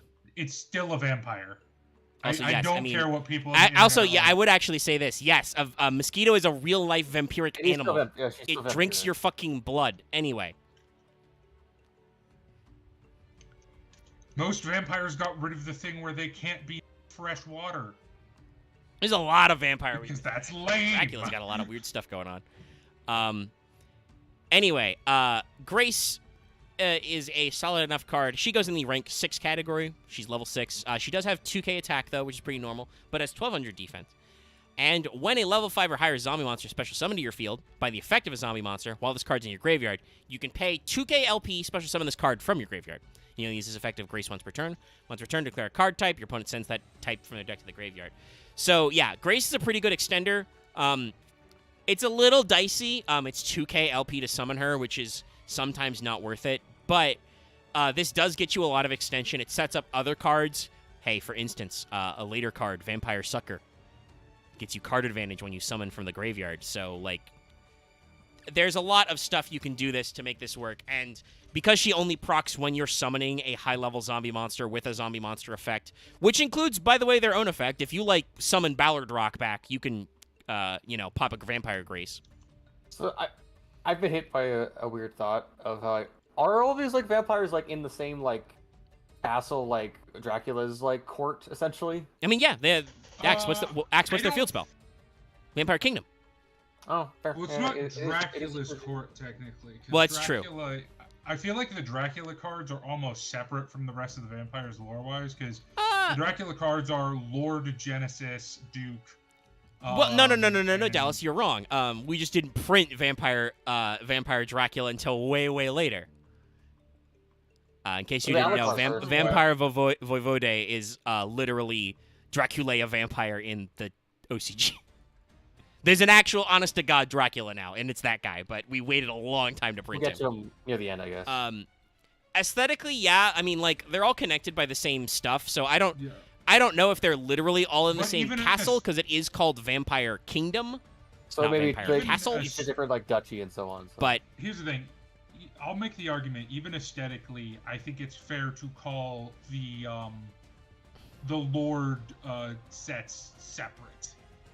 I mean, I don't think so. I think they're all connected by effects, by stat lines, and like you can't say that Vampire Lord doesn't have those weird claw wing things everywhere. Like No. You kind of They're- the whole time. this is definitely a case where these cards came out far enough apart that Konami wasn't getting the same artists to draw all of them. Sometimes, some like of the they do later that, ones but that don't fit very well. yeah, they expanded their architecture. Like, as much as a lot of people like the card, effect-wise, Fraulein has never fit well for me. I mean, No, Fraulein's much more EGL, honestly. honestly, We'll get there when we kinda- get there. I kind of really want there to be a Vampire Solo mode. Was there one or no? No, there's no Vampire Solo mode. We're just I fucking wish there was. chilling. I just kind of wanted to see like what they spin that as. Well, I mean, it would work because we have our next card. Hey, guys, did you know this card game is made by Konami? It's Vampire Hunter. Yeah. Who, by the Yeah. way, in the OCG is called Vampire Killer, i.e. the Vampire Killer whip from Castlevania. It's a fucking Belmont. Which Belmont is it? Yeah. I think it's the It's first Simon. one. Is it supposed to be Simon? Okay. This It's not is, what Simon I mean, this wears. is very, very much like the posing and the way that Castle is drawn. This is definitely the cover of a Castlevania game. I don't remember which one, but it's one of the early ones. So, Yeah, but it can't be the other Belmont because his hair's wrong. yeah, it's blonde. It's a blonde Belmont. Yeah, so Oh, it yeah. is. It has to be Simon. Because Simon's. Was the only Simon like blonde wearing guy. like a weird tunic? Was like wearing a weird like? I mean, looking- they all Wearing wear a like weird caveman- capes and stuff. It's fine. We don't need It to doesn't debate matter. which one this is too much, but it's Vampire Fair. Hunter, aka the Vampire Killer. This is one of the few, if not the only, non-zombie monster. But ironically for Duke, he's still dark. This is a dark warrior. He's got the vampire whip. He's got 16/16, so his stat line's again a little compacted, considering this also did come out in Shadow Specters. But at the start of the damage step, if this battles a dark monster, destroy that monster. So he's a very limited, He is not. catastor good. type effect. No. Vampire Hunter is almost never seen play. I'm almost assuredly Konami did this as a meme when they were like, oh, we're going to print a fuck ton of new vampire cards. What do we do? I'm amazed they Oh, didn't we'll make print it a be Vampire like if you fight a dark monster or a zombie monster. Oh, one, I- Axe, that reference already exists. Getsufuma. From Getsufuma Yeah, Day. but, It always but they boggles could my they could double it by mind. making it improve by using dark and I'll be- or zombie. I'll be very real. It always boggles my mind how non-meta Vamp. Yeah, I think it's because he waits until the damage step. I'm sure there are versions of this deck you could run, like you could make this card work, but because he's not, like he's an archetype card, but he's not an archetype card. You know what I mean? It's like GB Hunter. You know, he's related Yeah. but not really directly workable. It just doesn't matter. So, like, there are monsters that do this effect much more generically. I mean, like, how people would, Catastor already existed and was a lot more applicable. It's the dichotomy of me as a Magic the Gathering having to reintroduce the fact that zombies are the good archetype and vampires suck. Where in Magic that is very much the opposite. Zombies kind of suck. And vampires are one of the best archetypes consistently Oh, in all of Magic. Black tokens map's never good. Not at a competitive level. Oh, okay. You don't understand. Vampires have taken multiple world national tournaments. All right, now it's time Was Sorry ever a for good card? Vampire Yeah. Sorcerer. Markov? Not the original one. That one sucked. It's like 3 different versions though. So. Oh Why my does god, his hair have nope. We're not here to talk about Magic right now. Why does his hair have green? I'm talking about this. Why does his hair? Oh, green? this guy is for sure Yeah, just a Vampire Sorcerer, it's Castlevania green. character. Like holy shit. Like I mean, I can't- think the wiki tries to relate him to Vampire Hunter D. I assume his hair's green because Vampire Lady's hair is green. I don't know. I think that's the only reason they're relating him to Vampire Hunter D is that that hat. He's got a big hat. that's just a classic pilgrim hat, though. That's not. With like some added bits to it, yeah. There are I mean, it's so a little many bit- it's a little bit vampires who more of a wear witch hat. that specific hat. Because the era. Mostly Japanese ones. Like, I'm sure it's What's because that? they find it like I mean, it's not. It's a witch's hat, so Like black blood. it works. Anime. I mean, this card art's a little small, but you can see most of his costuming here with Sorcerer. Sorcerer, funnily enough, very useful card, very important to the deck. It looks like Wizardmon. Yeah, no, this is a little too It kind of does. cartoony. Like, and certainly, like we talked about, like there are Castlevania monsters that do look this silly, but compared to like this is the same set that like Duke and Grace came out in. Like hell, even talking about Hunter's card art, like that's very serious. Like that's got all the coloring of like a Castlevania cover. This is like, hello, I am a sorcerer. Okay, so I don't think it's inherently goofy, but I think it's just more just aesthetically it's silly. That means it's goofy. It's a little goofy. It's a little. Well, I think goofy usually means like it's actually trying to be dumb. No, you're No. inventing meanings for words. Okay. Goofy It does is not have to silly. be intentional. I guess I just took the way you guys are talking about it is like you guys. I mean, I suspect that the artist was going for it being over the top because this had to go through like revisions.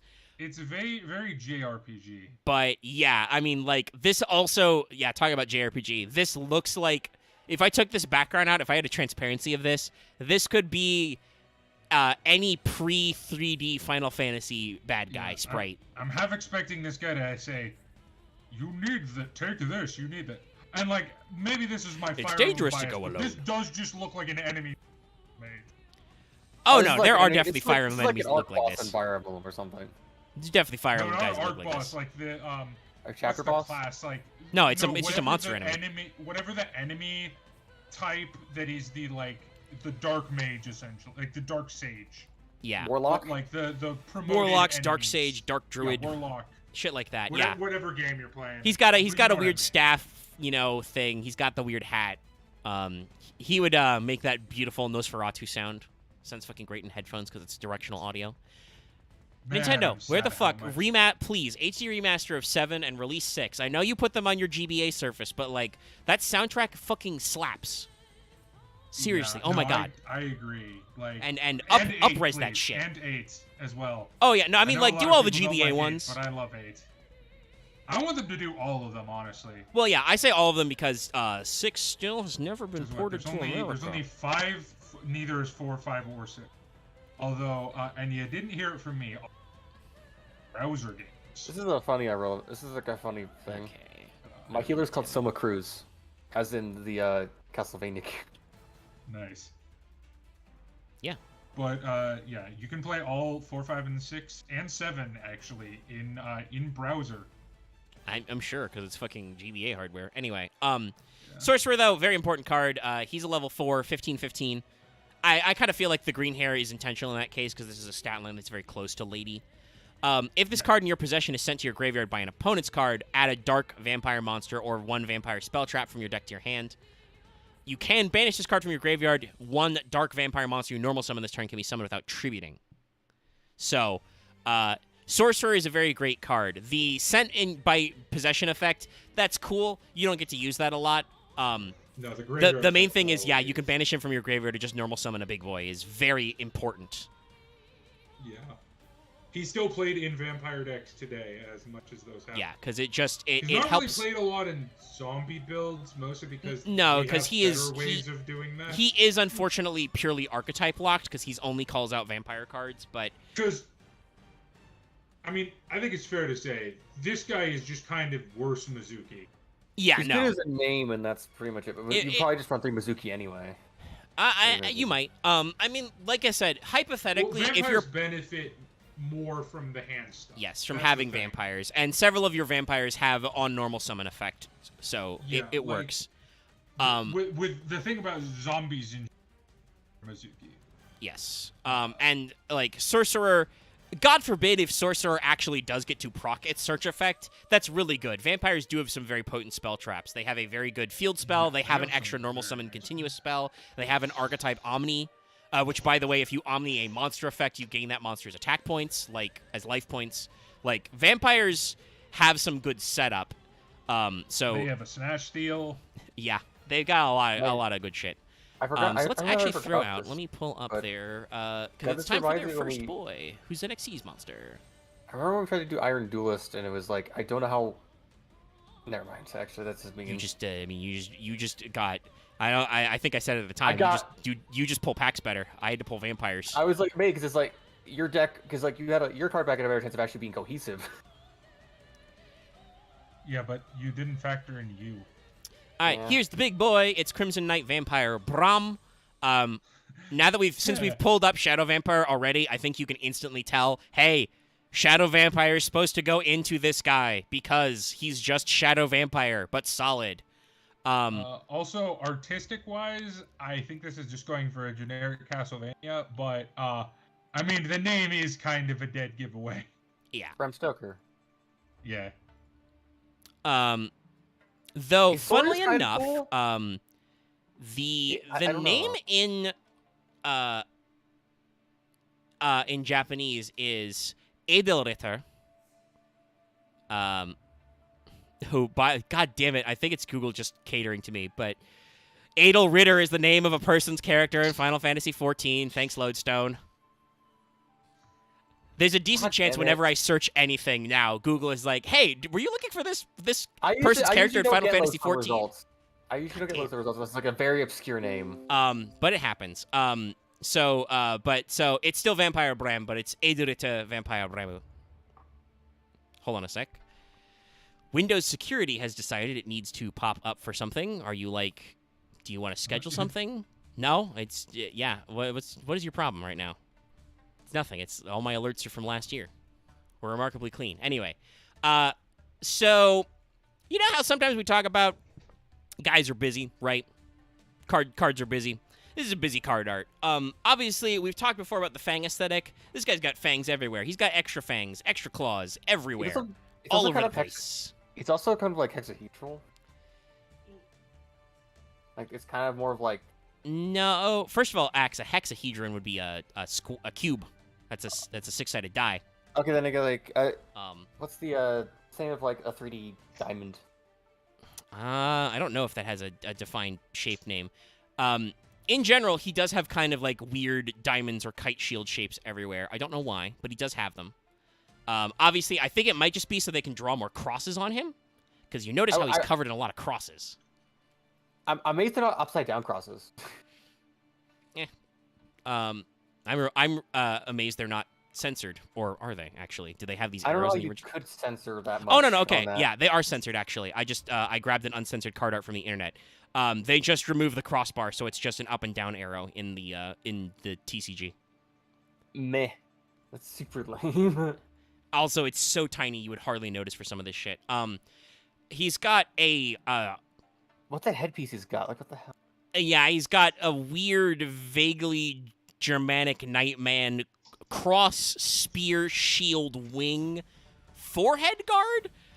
I assume it's supposed to be on like a headband, but there's no band. Also, I just wanted to say, No. the reason it's called the Edelritter is that's German for knight, or noble knight, I think. Yeah, red is. I don't know what Adel translates to. Anyway, Axe, what were you saying?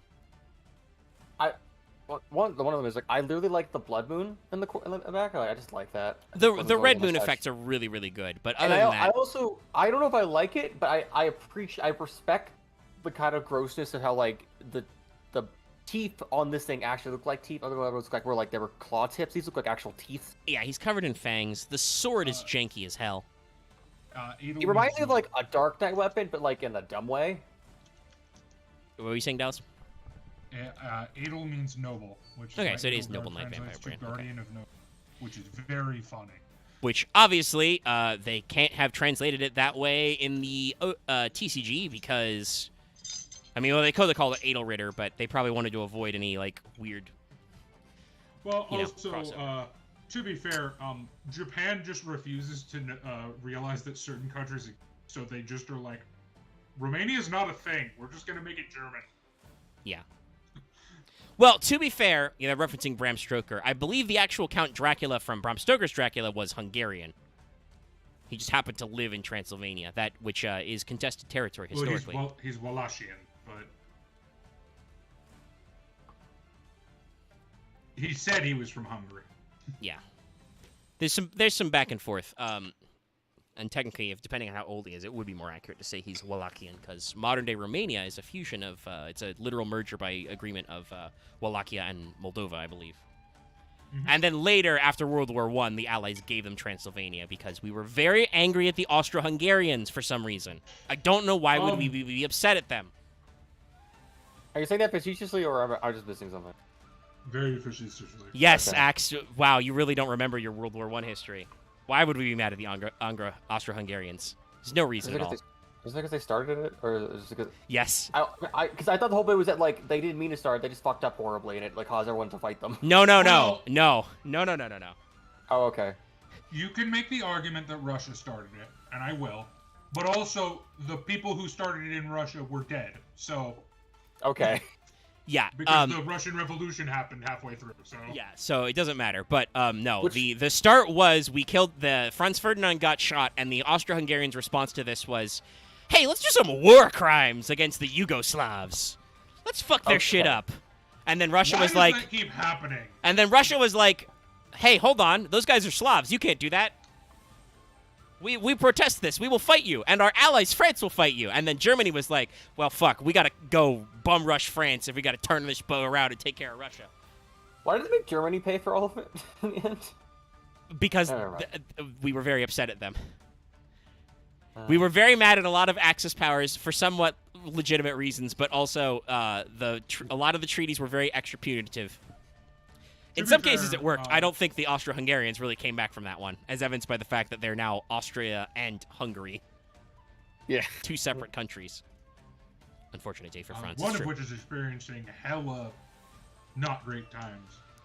Yeah, Shout out to any Hungarian listeners. yeah. They have their Oh, own. dear. They have their own problems. They Europe have- has yeah. stuff. Anyway, it's funny because like I'm pretty sure Brum is still a pretty okay boy to make in the vampire deck and the extra deck, despite being He's so like a weird. decent target at least. He is He's a not, rank like, 5 crazy, zombie sorry. dark Xyz. He's got 2,500 attack, 0 defense, so his stat line's a little low for a fiver, but it works. He is specifically 2 level 5 zombie monsters, but by this point, Zombie World had existed for almost 10 years. You know, it was like 8 years old at this point, so it doesn't fucking matter. You can detach a material from this card, target a monster in your opponent's graveyard, special summon that to your field, but only that monster can attack for the rest of this turn. You only use effective Bram once per turn. Once per turn during the standby phase, after this card you control, of the next turn I should say, after this card you control was destroyed by your opponent's card and sent to your graveyard, special summon it in defense position. So, on the one hand, like, yeah, Bram's effect to rob your opponent's graveyard, pretty good. Obviously situational, but very powerful in some decks. Can be great for putting an extra push or getting some positive effects on board. Has a decent stat line. Honestly, I would say what this guy really does is this is basically the prototype of Time Thief Redoer. This guy's just a really hard asshole to get rid of. If your opponent pops him or runs over him, that effect where he comes back in the standby phase doesn't go away. If your opponent puts him in the graveyard, he comes back in the next standby phase. In defense mode, obviously, with no material, so he can't use his effect, but he does just keep coming back to keep soaking up hits. It's a very hard card to get rid of. And obviously, In once addition, vampires get access to link monsters, that becomes a lot better. The first effect is very good now. Yes, Because of no. a card that specifically got released, like, I think a year ago? Maybe less? Yeah, no. There's vampires, like I said, Bram is kind of like the apex of like, okay, we're going to make vampires into an Xyz deck. They're going to focus on rank 5s. We need to give them an archetype Xyz. What does it do? It reborns itself just like, you know, big vampire lord and stuff and the boys, and it steals a card from your opponent's graveyard. There has since been, because like that is like, this is where Konami crystallized Vampire's thing. They're about paying life points, special summoning themselves, and stealing. Which we'll see with our very next card art as well. She was released a little bit after, but Vampire Vamp Vampy Vamp. comes back. This card is so bad. Yeah, it's not really well balanced. It's very funny in limited formats. This is the uncensored version, by the way, where her Is it tummy is saying- not covered. Is it doing like? Is it saying vamp as in? Yes. When I think of vamp, I think of vamp as in like, you're a magical gay person, but I think that's a bad Well, idea. no, the reason why Vamp is called Vamp is because it's a pun. He's a vampire, Oh. but also he has the vamp archetype. Like, there's a it kind of has seen some usage. I'm trying to run down if there's like a start of when they started using that, but I believe Vamp has some like, yeah, it's basically Vamp is referring to as a home wrecker. It's a prostitute. okay. Nah, not necessarily. It's more just gold like digger. Gold digger is the better way to. Wow, Dallas really just belting out the casual misogyny. That's how the term was originally used.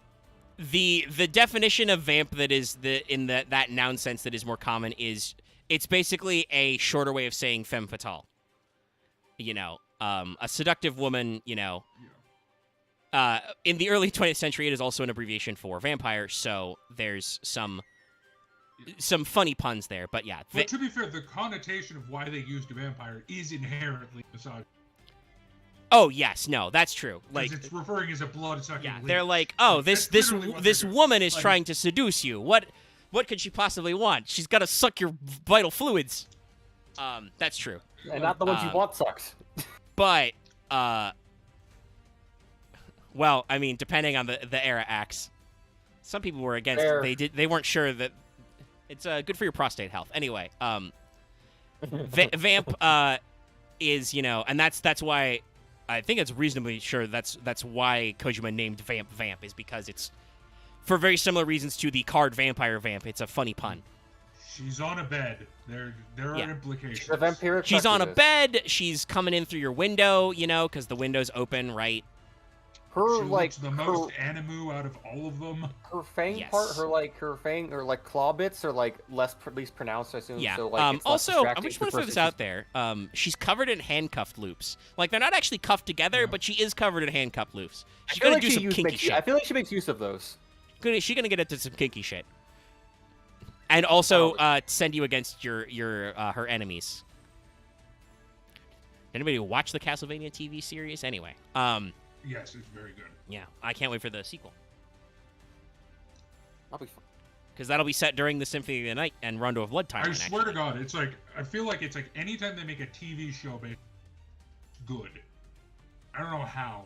Well, it's made by people that actually liked it. Other than the Halo one, I know. I mean, it's kind of up and down. I feel like it depends a lot on the producers. There is a trend that where people are starting to notice where like a lot of actors are kind of being pushed out of roles for being quote unquote difficult to work with, which seems to be code for They actually like they the care series. about how their character is written and they have an opinion on it that is not necessarily one-to-one with the showrunners. And like the Henry showrunners Cavill are used to actually being gave the a fuck boss. about.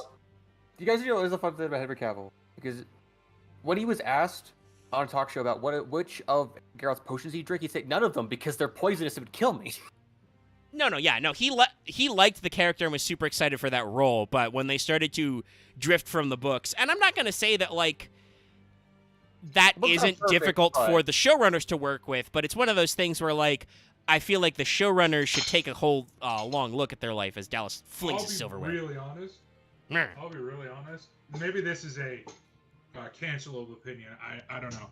I've always thought the Witcher books, as compared to the game, fucking terrible.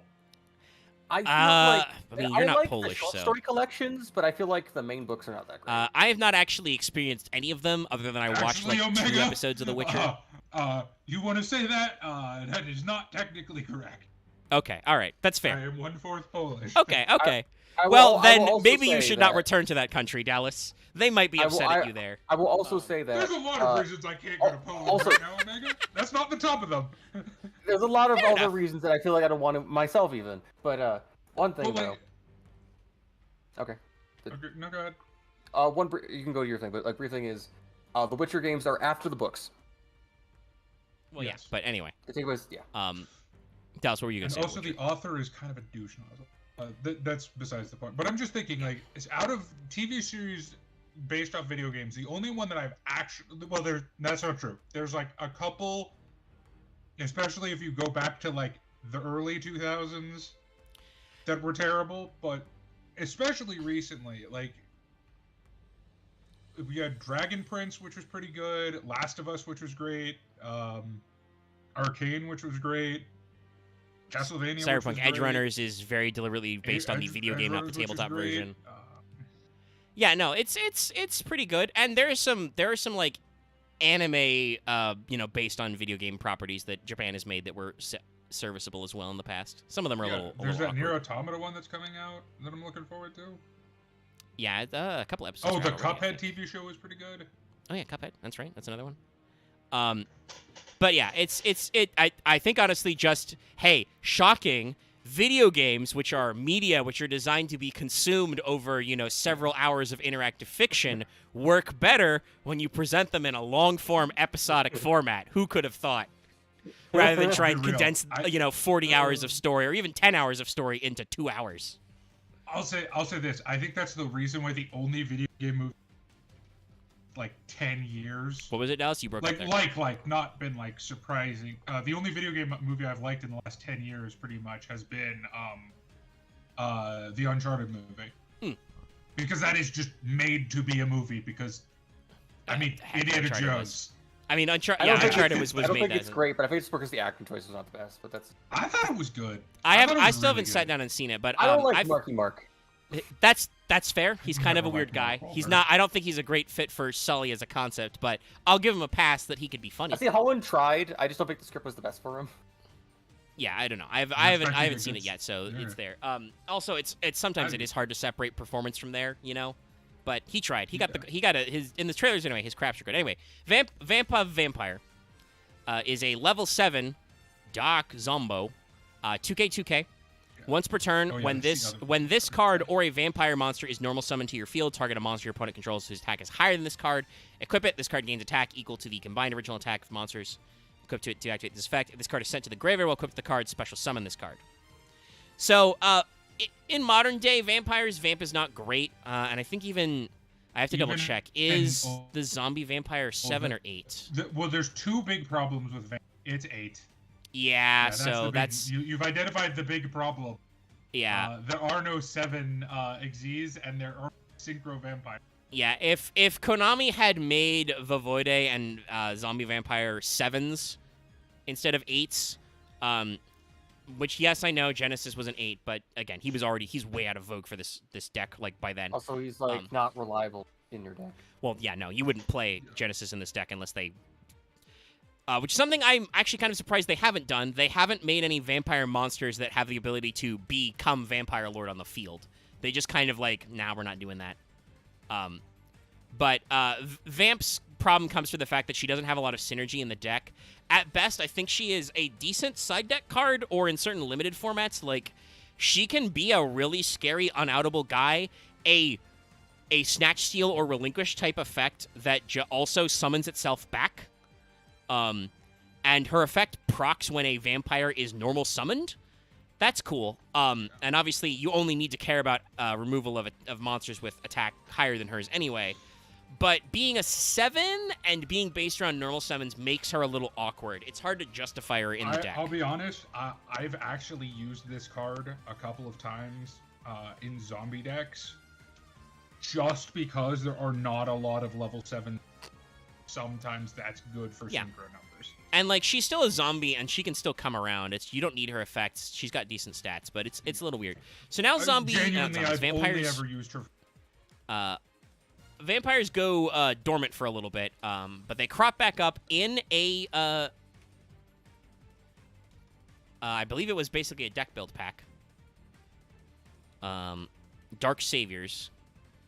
Because that was... Yeah, that's new vampires and introduces Sky Striker and For Hire. Yeah. Unfortunately... To put it this way, basically, she was used a lot in zombie decks. Dallas is cutting out and is getting real bad. Oh, can you not hear me? No, it's just literally the last word of your sentence is cut out. Let me try and get that. It's fine, but it's like I'm getting annoyed because it's like, what was the subject of your sentence, Dallas? Anyway, Vampire. I'm gonna pull up Vampire Familiar on the card art. Did I fuck it up? You sound a little different, but okay. I'll have to hear you talk to make sure you're not cutting out. I recalibrated. All right, cool. What I was gonna say is, Vampy Vamp was used in zombie decks basically until Jacobulin was released, who is also a 7, and now she's never played again. Yeah. Jacko Bulin is a great card. Yeah. Since I have done that zombie synchro strategy, zombie world synchro because stuff before. I'll tell you, the other options are Red Oni, which doesn't do anything, and the vanilla zombie Red Eyes Dragon, which is not great. Also bad, yeah. So... Sorry, Loft posted a funny image in there. Is he? No, he's not It in made the me VC laugh a yet, bit but earlier. he's Yeah, in it's here. great. Too hot to change sign, sin bad, God good, deets inside. Very funny. So like I said, vampires were basically reintroduced to their next form in the same set we got Fur Hires and Sky Strikers in. So I mean, they're better than Fur Hires. yeah, an interesting comparison. Kinda. Well, it's really funny. We played in a limited format, so Fur Hires overperformed, I think, because they were... Here's the entire archetype. Yeah. But... Whereas some of the vampire stuff was dependent on pulls you did 5 years ago. Yeah, that pack definitely has deck... Yeah. So, familiar, art-wise, this is a little more, even more video gamey or anime than normal, but it fits. They're familiars. I prefer its... oh, wait, familiar? Oh, Yeah, that's the bat one. Yeah, this is the bat one. Yeah, I think this is the one art I'm just like, eh. It exists. There's a lot of them. They're little angular bat boys, but, they're familiar, so they're not supposed to be Creatures real. of the night. What music they make. So, Basically. Vampire Familiar is a level 1 Dark Zombie, 500 attack, 0 defense. Not that that matters. You don't care about this guy on the board. He's getting rid of. Because if this card is special summon, pay 500 life points, add a vampire monster from your deck to your hand except Familiar. If this card in your graveyard, you can send a vampire card from your hand or face-up field to the graveyard to special summon this, but banish it when it leaves the field. You can only use each effect once per turn. So Familiar is It's just pretty decent. free extension, and then when it's special summon, which is what its effect from the graveyard is, you add a vampire monster. And actually, even though it's way down the list, I'm just going to go ahead and pull up Retainer as well. Because Retainer is... fucking... Sorry, computer's being feisty. Heck fucking... Vampire Retainer images. God, Punk really does splash with every fucking deck. I just found a Vampire Punk deck. Yes. I love Punk so much. It's a pretty cool engine. Is there... Okay, here we go. I found somebody who actually drew this art, so... Wait, hold on. Zombie Habibi? What the fuck? Oh, it's real big. Let's size that down.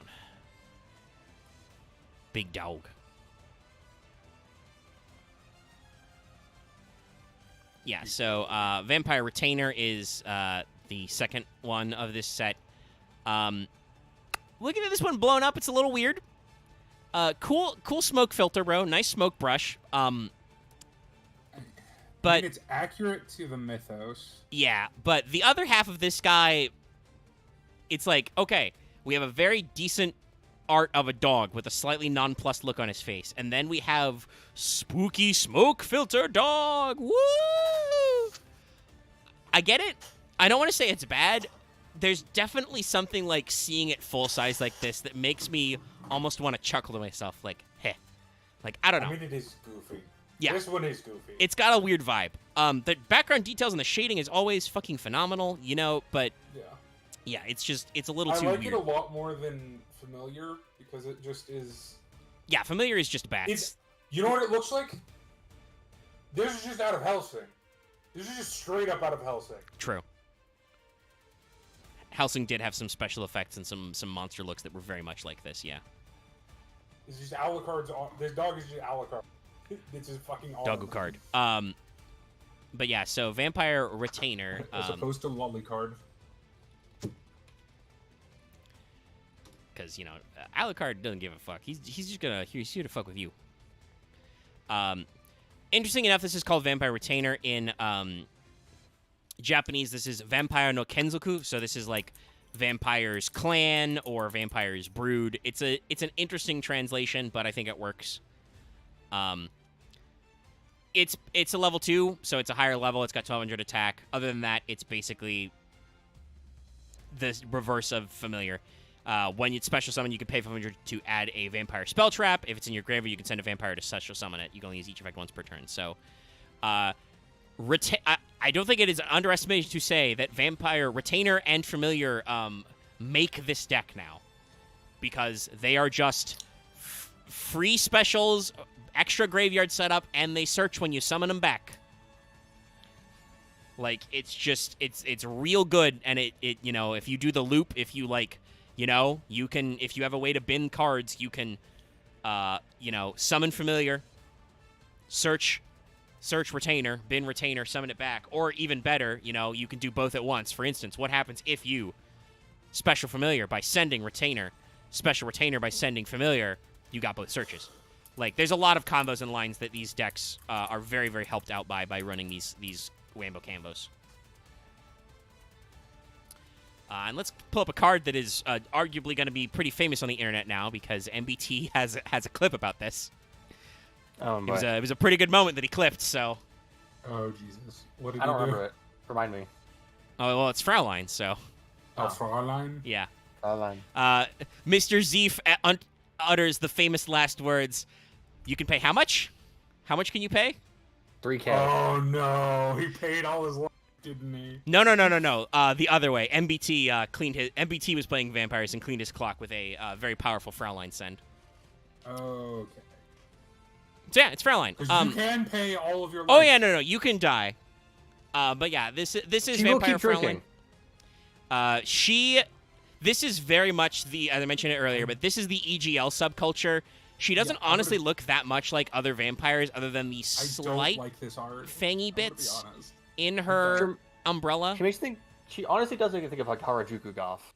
I mean, yeah, no, it's the elegant gothic Lolita fashion. Like, yeah, which I hate with a passion. I'm not opposed to it. There's a lot of weird shit. This definitely has some different elements in it. I will say she's got kind of like a fucking Game of Thrones grayscale effect going on. I don't know why she's like half turning to stone. She looks like a heroin addict. Is the idea supposed to be that, like, because she's got the umbrella, she's out in the sunlight and she's currently getting blasted in the face by the sun? Maybe. I don't know. Also, yes, as Chad has pointed out, her I mean, she's a vampire, so. As Chad has pointed out, Fraulein does have a weird thing with her leg proportions. Her knee bends back. Shit out of me about her arms. Her legs. Like her foot goes all the way down here. That's the top of her shoe, and then she's got like this much with her knee bent. I think the artist just wasn't paying attention to the perspective, because like there's a lot of loving detail. Look at all the quilting on like her little dress and shit, right? And on her umbrella. I'll be very honest, and you can hate me for this, but I think it's true. This is just the male equivalent of the Twilight / Interview with a Vampire / True Blood Vampire. I mean, I don't know if we don't know anything about her personality, but there's definitely like from an art design standpoint, using vampire girls as like that version of the manic pixie dream girl. It exists. Yeah, she is very Rosen Maiden. That is 100% correct. I don't mind this card art, because like I like the deep reds and the blacks, and there's a lot of extra detail in here. Oh, like look at the fucking backdrops in here. There's a lot of extra work that went into this. It's very technical, good art. Honestly, and that kind of doesn't put me off. But I do think it's very generic anime goth. I have a thing where I kind of see it as like her and Vampire Sucker are like the bratty children of the judges or something. Maybe. I don't know. I will say, interestingly enough, her name in Japanese is just Vampire Furoren. Vampire Fraulein. Once again, being very Germanic for no Vampire reason. Girl. So, yeah, I mean, it's there's just... some reason. I guess a little. Vampire myths are very heavy in Germany. There's a couple of places. It's just funny because, like, Grossman. the classic, like, I'm pretty sure Romanian is a Romance language.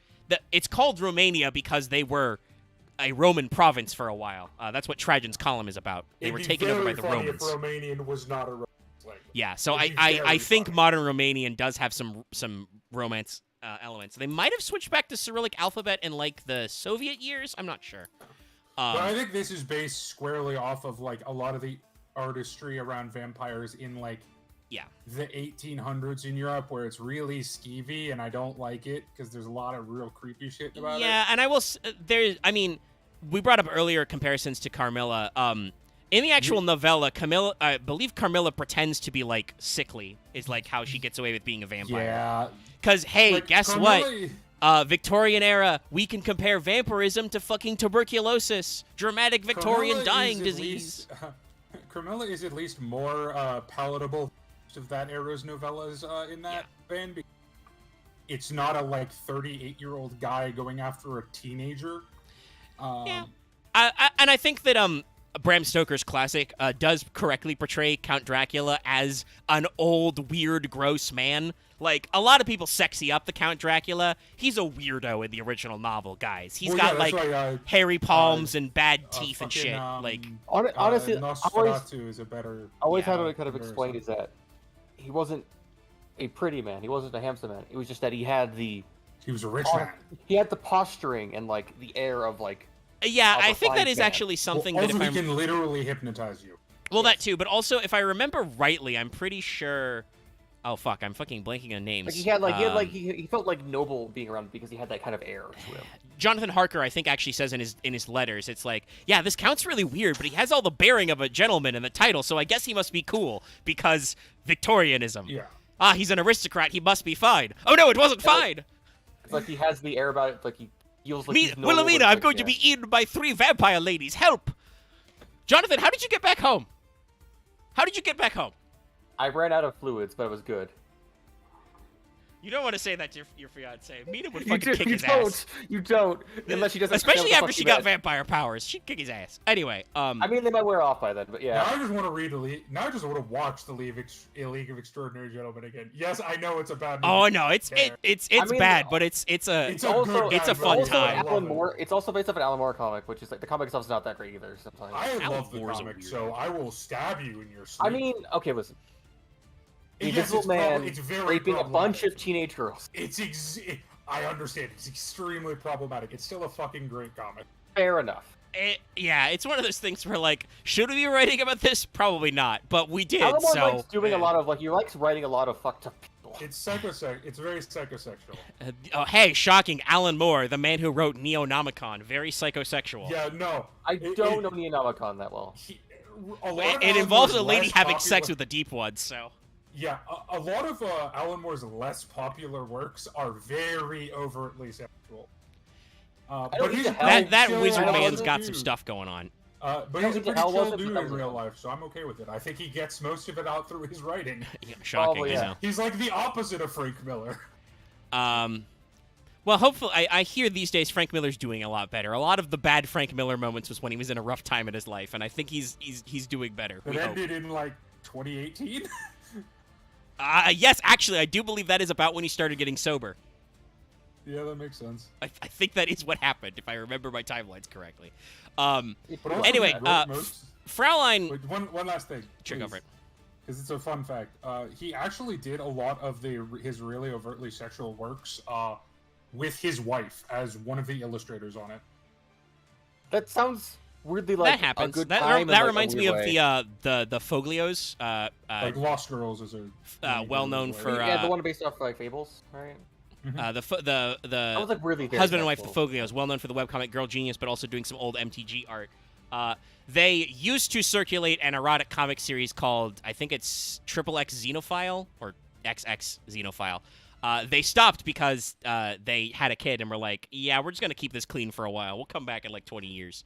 And they are a husband and wife duo that does very similar. Anyway, Fraulein, actually a phenomenally good card for vampires, though. Oh, yeah. When No, a this monster card declares an is- attack, you can special summon this card in defense position from your hand. You can only use this effect of Fraulein once per turn. Once per battle, if your zombie monster battles an opponent's monster, during damage calc, quick effect, pay LP in multiples of 100, maximum 3,000. Your battling monster gains that much attack or defense, or actually both, attack defense, during that damage calc only. At the end of the battle phase, if this card destroyed any monster by battle, you can special summon them from the graveyards to your field. Is it Which weird again, the that fact that this is it's a level 5 with 600 attack, 2k defense. I'm gonna try again. Go ahead. I kind of image it. I feel like she has hemokinesis because I feel like that's what the cost goes into. She's doing blood attacks. Possibly that might be something that's going on there. But in general, this is just an amazing card. Whenever a monster declares an attack, it's a free summon, so she's a blocker. if your opponent doesn't You have have a enough blood negate. to bleed, you're good. And combined with one of their continuous spell cards that turns all battle damage you inflict on your opponent into life point gain for you, you can basically infinitely pay for Fraulein if you've got the You just setup. drink the- you And use your if blood to not, drink hey, their blood. guess what? You don't have to pay 3K every time. You could literally just pay 100 Enough. over your opponent to just be like, hey, you don't beat me. You don't break my blocker.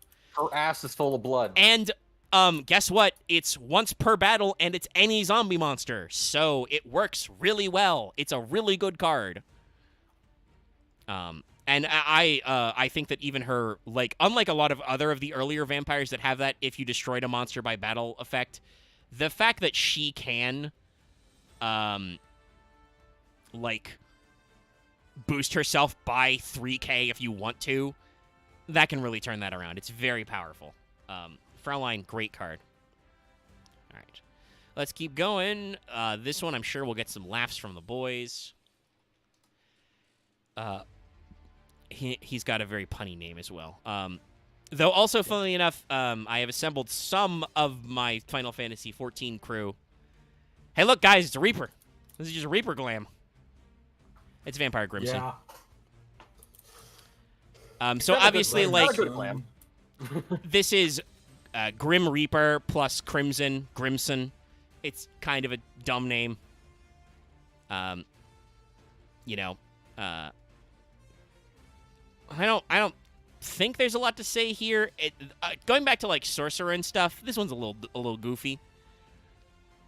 This one feels like an actual like mini boss or some shit, or just like I I don't mean, know. he's got the Death Scythe. I don't really much to think about it, but I do like the note that his scythe is just a familiar. It's just a vampire familiar, but like scythed out. That's cute. that's pretty cool though. That's a neat Like, detail. honestly, I would love to see a thing of all the familiars like being turned into different weapons. It's Also, quite I happy. joked and said he. I actually don't know if this is supposed to be male or female because I can't I tell. think they're wearing a skirt with like leggings and they've got like a pretty narrow shoulder hip ratio.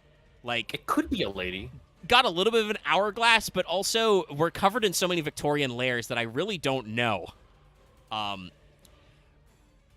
I think I just I assumed their pronouns because they've got son in their name. Technically, that should be Zun. Like it really should be Grimzun, based on the Japanese pronunciation. But they went with Grimsun anyway. I guess I'll just say they.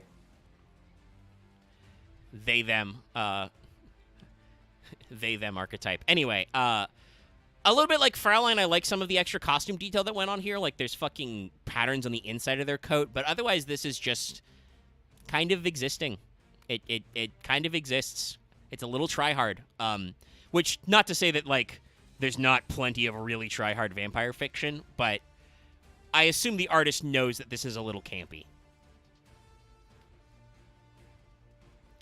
But yeah, if we don't have anything else to add to that, are we going to power through all the vampires before Loth gets back from the gym? We'll see. Probably. Let's do a challenge. I mean, we only have like 4 more left. We have like another wave to go. No, we've got like almost 10 left. Oh. There's a lot of Alright, vampires. let's be quicker about it. We're like I only guess. halfway through this wave of support, like all the cards from Dark whatever. But yeah, if we have no more comments, I'll just do the stats. Dark Zombie level 5, 2k attack, 1400 defense, so switching some stuff up. If a monsters you control will be destroyed by battle or opponent's card effect, you can pay 1000 LP for each monster that would be destroyed. Instead, you must protect all monsters that would be destroyed if you use this effect. At the end of the battle phase of this card, destroyed a monster by battle, special summon them from your graveyard. Grimson's kind of mid. The protection effect is interesting for the time period, but I don't think it saw a lot of usage. It can be very expensive, and honestly, Fraulein is a better use of that summon by battle effect because she's a lot easier to summon out on the board and, you know, stick. So I don't think Grimson saw a lot of play. I know that I don't prefer to run Grimson, personally. No, he's kind of bad. Or she, I can't tell. We don't know. So let's move on to the Red Baron. Vampire Red Baron. I don't think he's here to bring me a pizza. Also, No. guys, I need to say this. You know, I like red. This guy is very red. He's very sanguine. this He's is- more this sanguine is than he's crimson. He's very crimson. Attacking me with I- red. I have a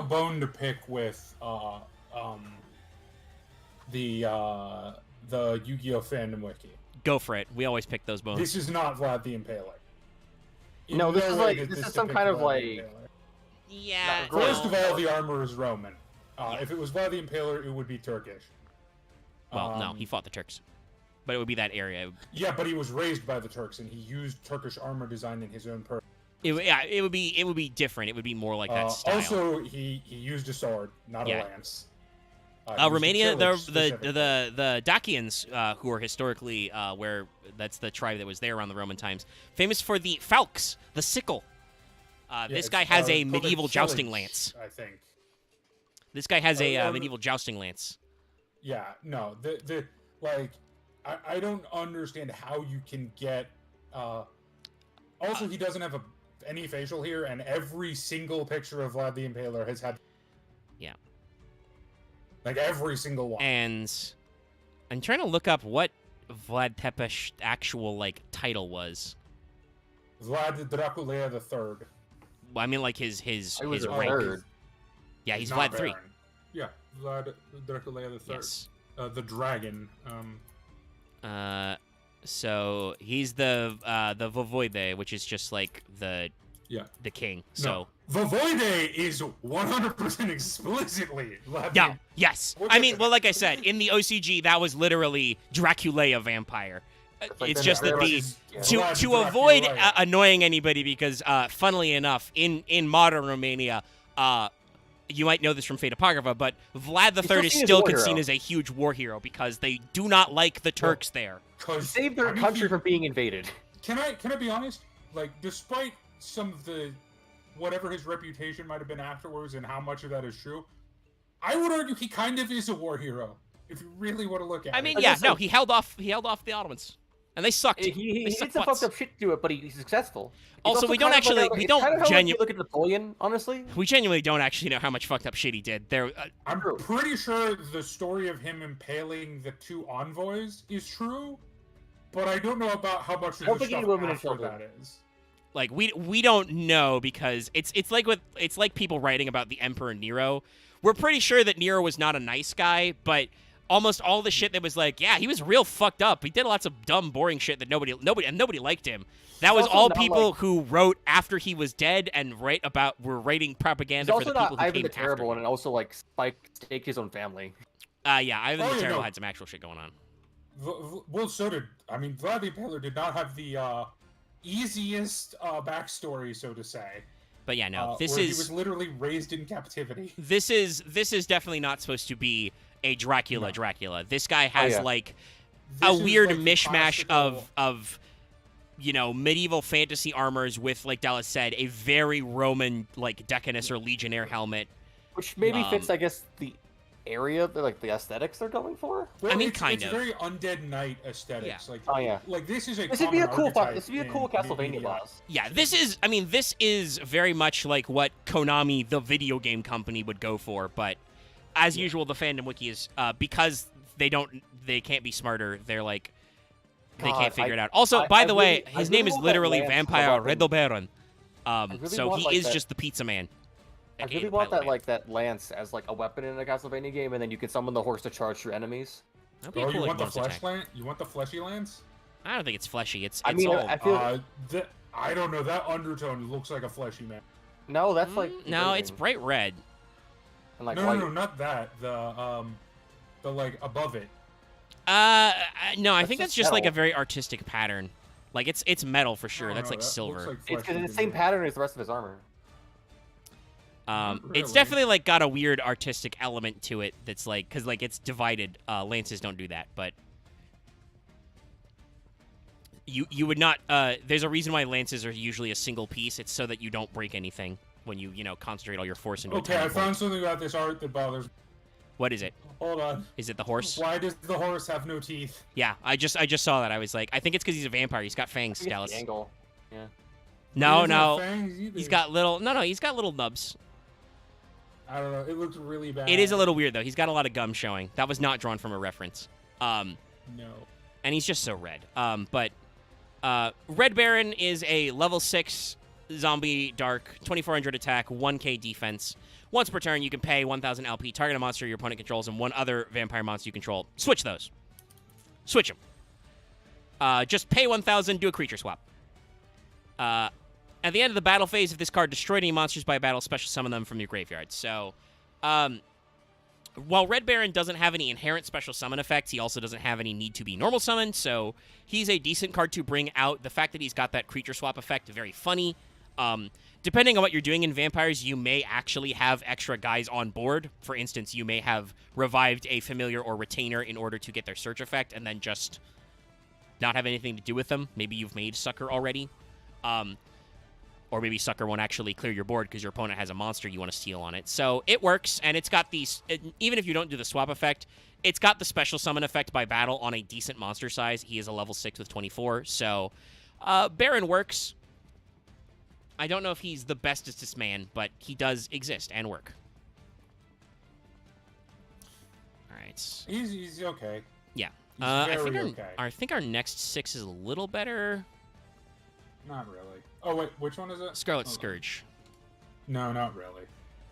I mean, I feel like I actually was able to use Scarlet Scourge in that little, like Axe brought up, that little Iron Duelist challenge we did. I was actually able to play him. Card art-wise, he's a guy. This is very Alucard. Yeah, I'm about to say, this is very... Despite the fact that this is not the D-Hamper one, this is very much Alucard from Castlevania. It's Alucard in his tween years. So, most of his years. Basically, I guess, before he, looked a bit older. Alucard canonically ages very weirdly. This card's name is weird. I'm going to double-check the wiki if they've got an idea of what it's supposed to represent. Because it's, in Japanese, it's Vampire Sukarjeto Scarlage. So I don't know what they're going for there. I think it's related to the next one. Oh, because D-Hamper Sheridan. The Sheridan. Yeah, makes sense. Because much like how Crimson Knight Vampire Bram is very clearly meant to be Shadow Vampire, I'm pretty sure Sheridan's supposed to be, you're supposed to go into Sheridan off Scourge. He grows up a bit and becomes Alucard. Other than being an Alucard, I don't have a lot to say about this card art. He Vampire. No. Once again, killing it with the backgrounds. Great backdrops. Yeah. But yeah, it Alucard. Nice puffy shirt. So, Scarlet Scourge is a level 6 vampire. He's a zombie, level 6, 2k, 2200, sorry, I should say, and 22. I was going to phrase that weird. If this card is normal or specialed, pay 1k. Target a vampire in your graveyard except Scarlet Scourge. Special, but it can't attack this turn. You can only use this effect once per turn at the end of the battle phase. If this card destroyed any monsters by battle, you can special summon from your graveyard to your field. So, I would actually say that, yes, technically this has a little more utility than Red Baron because he is an extender. Very clearly this has a setup. Twinkula. If normaled or specialed, hello off. Yeah. If normaled or specialed, you do get to bring out another vampire, so obviously you can stack into some extension, and that can make Xyz if you pick a level 6. It's still not the best, but, you could pair it, for instance, with Sorcerer to get a free normal and then bring him out, or get a double normal, etc. So there's some work here. I don't think it's still necessarily the best assist boy, but he does give you extension. Yeah. Also, to be fair, there is a the Vampire Scarlet, which is an old, vampire story, but I don't know that that's what they're going for. Yeah, I don't know for sure. There's an old movie called Shadow of the Vampire as well, and I'm like, I don't know if Shadow Vampire is supposed to be a reference to that or what. No, I don't think so. Well, I think the Shadow of the Vampire. Yeah, no, I don't think so. Okay, this motherfucker is really anime. Oh, it's Sheridan. This is the twinkiest of twinks. This man is shaped like an X. He's a fucking monocle. Yeah. It makes his eye look a little weird. It does. But yeah, he has a monocle. You'd never notice it in the card art. He's got a cane, which has a weird clockwork spiky effect on it, and then he's got skull pauldrons. He's got a second cane. That's got a weird... But yeah, he's got skull pauldrons. His coat is huge. That cane looks like it breaks into a weird crossbow. I mean, I think it does, because, notice his back here. He's got another thing going on. Yeah. His cape is a very fluidly drawn cape. His cape is more bats, more familiars. That's cool, at least. Does anyone else get a feel that this guy is just basically if Dr. Prowler from GX became I a can kind of see vampire? it, yeah. He does have that kind of hairstyle. And that guy was always really pale. Yeah. But yeah, that's Sheridan. Again, I don't think This one's a real easy one to guess who's. It's Sheridan LaFanu. I think that's how you say it. LaFanu. I don't know. Let me actually look at the. Spoiler: he wrote Ghost Stories, and also wrote Carmilla. You might have heard of it. Yeah.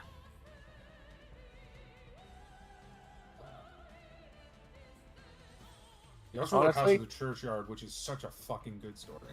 I get Yeah, I get weird vibes of it's- this dude as like you it's- think he has a high he's- pitched voice, but he has like a weird, very deep voice. I don't know why. Yeah, I don't know. He was born. Motherfucker looks like Myotis Mon.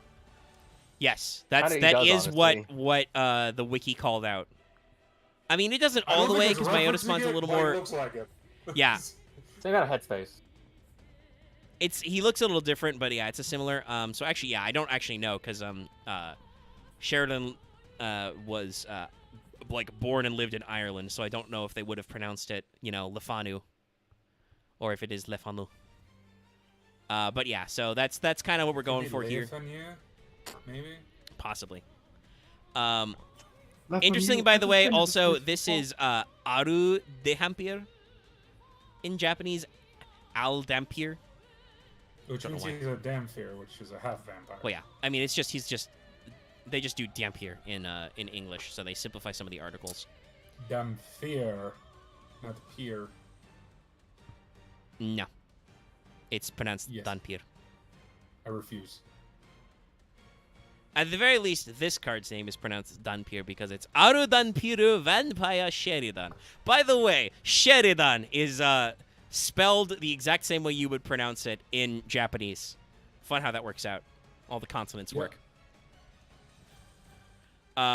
This guy's actually an interesting one. This is another Xyz. This is their first rank 6. And I think they're only so far, but they're rank 6 adder. Very important because they had quite a few 6s already. 2600 attack, 1k defense, pretty solid. 2+ level 6 monsters. If you use a monster with a level that is owned by your opponent for the Xyz summon of this card, treat it as level 6. So if you have snatched, stolen, or revived, or whatever, if you vamped your opponent's cards, they count as level 6. Once per turn, you can attach one material from this card, target a card your opponent controls, send it to the graveyard. Just, fuck you, go to the graveyard. If a monster card is sent from from the field to your opponent's graveyard by a card effect, or is destroyed by bounce into the graveyard, detach one material, special summon one of those monsters back. So, soft ones per turns on all that, by the way. So, yeah, Sheridan really helps the deck out. He uses your 6s, obviously, so you got to be careful, but he does kind of give you some more interesting plays. He's got a send effect. He lets you use your opponent's monsters in an interesting way, making them count as I level only 6s. have one problem with this card. Yeah? He is not the best level 6 for vampires to make. That's unfortunate. No, probably not. Beatrice is really, really good in vampire. Yeah. decks. Beatrice is a really good card, I think period. this is good every time you can make rank 6 anyway. Not every deck, no. Ancient Warriors don't give a shit. Yes, but I know people don't think about Ancient Warriors. But a lot of decks don't care. I mean, We joke about it, but there are a lot of decks that don't if you're care about the accessing grid. your extra deck toolbox, Beatrice is usually pretty good. And obviously, she is doable because unlike Bram, none of the level 6s have that restriction about darks or anything because they weren't thinking about that. But yeah, I mean, I'm looking at rank 6s. Technically, there's some of the Evolzar stuff that, like I said, you can make. But like, you're like trying to outcompete, shit like fucking Gauntlet Launcher. Normally. Or like Star Though, funny enough, Dragolas the Vampiric Dragon, who is not a vampire, is also a really good rank 6 to make. Yeah. And honestly might be better. I think so. Because it lets you Book of Moon an extra deck monster once per turn as a quick effect. And then if this Like, card I is don't sent think from this- your opponent's control to your graveyard by your opponent's, you could special face down. Don't get me wrong. I don't think this card is bad. It's just kind of. I think honestly okay. the best use of Sheridan is that effect where your opponent's monsters that have levels count as 6 for him. So if you are actually recycling your opponent's monsters, it means you can make for an extension with Sheridan. And his send effect is really good. You can certainly use that as a very specific type of spot removal. If you are going first and trying to set up boards, Sheridan is not that important. There's a lot more extension you can do with like Beatrice and the like. Beatrice. So I have here's a question. Immortal Like, will this work Dragon. as a vampire like extra deck effect of a card that you can then targeting or non-targeting, up to you guys, think it would be better. You select a monster and you reduce its attack to 0, and then you gain HP. You gain life points equivalent to how much attack was drained. As in, like, because you see, life point gain doesn't matter. I mean, it does to vampires because you need to pay for effects. 'Cause a but vampire- 'cause I feel like- vampires I- already have several way better cards than just my extra deck. Like, you know what's better than reducing I your think it opponent's was, like, attack a to thing- 0? Because that doesn't do as anything. an effect. I was thinking as an No, effect, I- as being like you're draining a monster of its blood, but that's like, Now, you know what vampires need? The ability to make a level 11 synchro. And then I they could feel just play like- Psychic and Punisher. I Which would think work really good in vampires. then they just True. need. Honestly, yeah. I mean, you just play I know. zombie tuners. I don't think Konami's going to necessarily give vampires You can tuners you can run directly Flex Sweater. because you're just. They already have an Exceed Link theme, and there's already zombie. They got a new synchros. one, yeah. No. Yeah, but you can't just run Unizombie and Yeah. Vampire face. That's the power of zombies. Yeah. Something face? What? Voivode. All right. So, also, not exactly at the same time. It wasn't in. Oh, this art. It wasn't in Shadow Strikers, but it was in 2018. Vampire Sucker. So on one I- side it's the familiars, the hate other side this are art like so different much. kind of art. So this is the weird. I hate this art so much. Oh god, it's Yeah. not like a vampire. She's more like a weird like. Yeah, blood she's angel. very What the fuck very is this? fluffy. I don't The fucking- actually know. Is Let's it, see. Is it meant to represent like certain like a furred bat or something? Why is she wearing Uncle Sam gear? Yeah, I'm not. Why I does really think she it's have more. It's pink, reds, and rabbit blues, and some ears whites. And feathers. Or like, I think she's meant to be just like a weird bat girl. Well, yeah. I mean, I think that the I think those are wiki best out years. the wiki trivia page actually calls it correctly. The bats that are in this look a lot like white Honduran bats, which are also known as cotton ball bats because they look like cotton balls. Chat, observe Yes. the cotton ball bat. She's a. That's adorable. Yes. So Okay, she's a cotton ball bat that became a person. yeah, she is like a literal bat girl. I assume they called her Vampire Sucker because they are trying to like. To be fair, I'm pretty sure Sucker is meant to be and actually let me see what she was released, where she was released in the OCG. Her name is Vampire Sucker in the OCG, but Problem though. Oh my god. no, Why it does she was have, Flames of Destruction. That's interesting. Why does she have feathers? I still need. That I think it's supposed to Because be she's furred. No, yeah, Alternate? I think it's meant to be furry, not feathery, but yes. Yeah, but the wings aren't furry. Observe. I found another picture. It is. You might die of adorable. Yeah, I see that one. That's pretty good. I love this. I That is want cute. one of these now. What the fuck is that red dot thing it has? I think it's his like foot. Yeah, I think it's just like a little footy. They might have taken like a Oh, blood let's see. sample or something from this creature, I think it's a blood sample. Yeah. but it's an adorable little guy. But yeah, I would have thought this was released in like a Link Vrains pack or something. It's it's So- not. So, You know, to call back to like a Fraulein, this is like the other side of like Harajuku Goth. I mean, it's very brightly colored. I don't think this is gothic at all, and that's This not is the not point. goth. If you think this is goth, you The don't literal know what sun goth is in the picture. I mean, If it could anyone be. calls this goth, they don't know what goth is. It could be a Also- joke about like her being a quote unquote daywalker. Notice there's a lot of like fire or particle effects around her. What were you gonna say, Lof?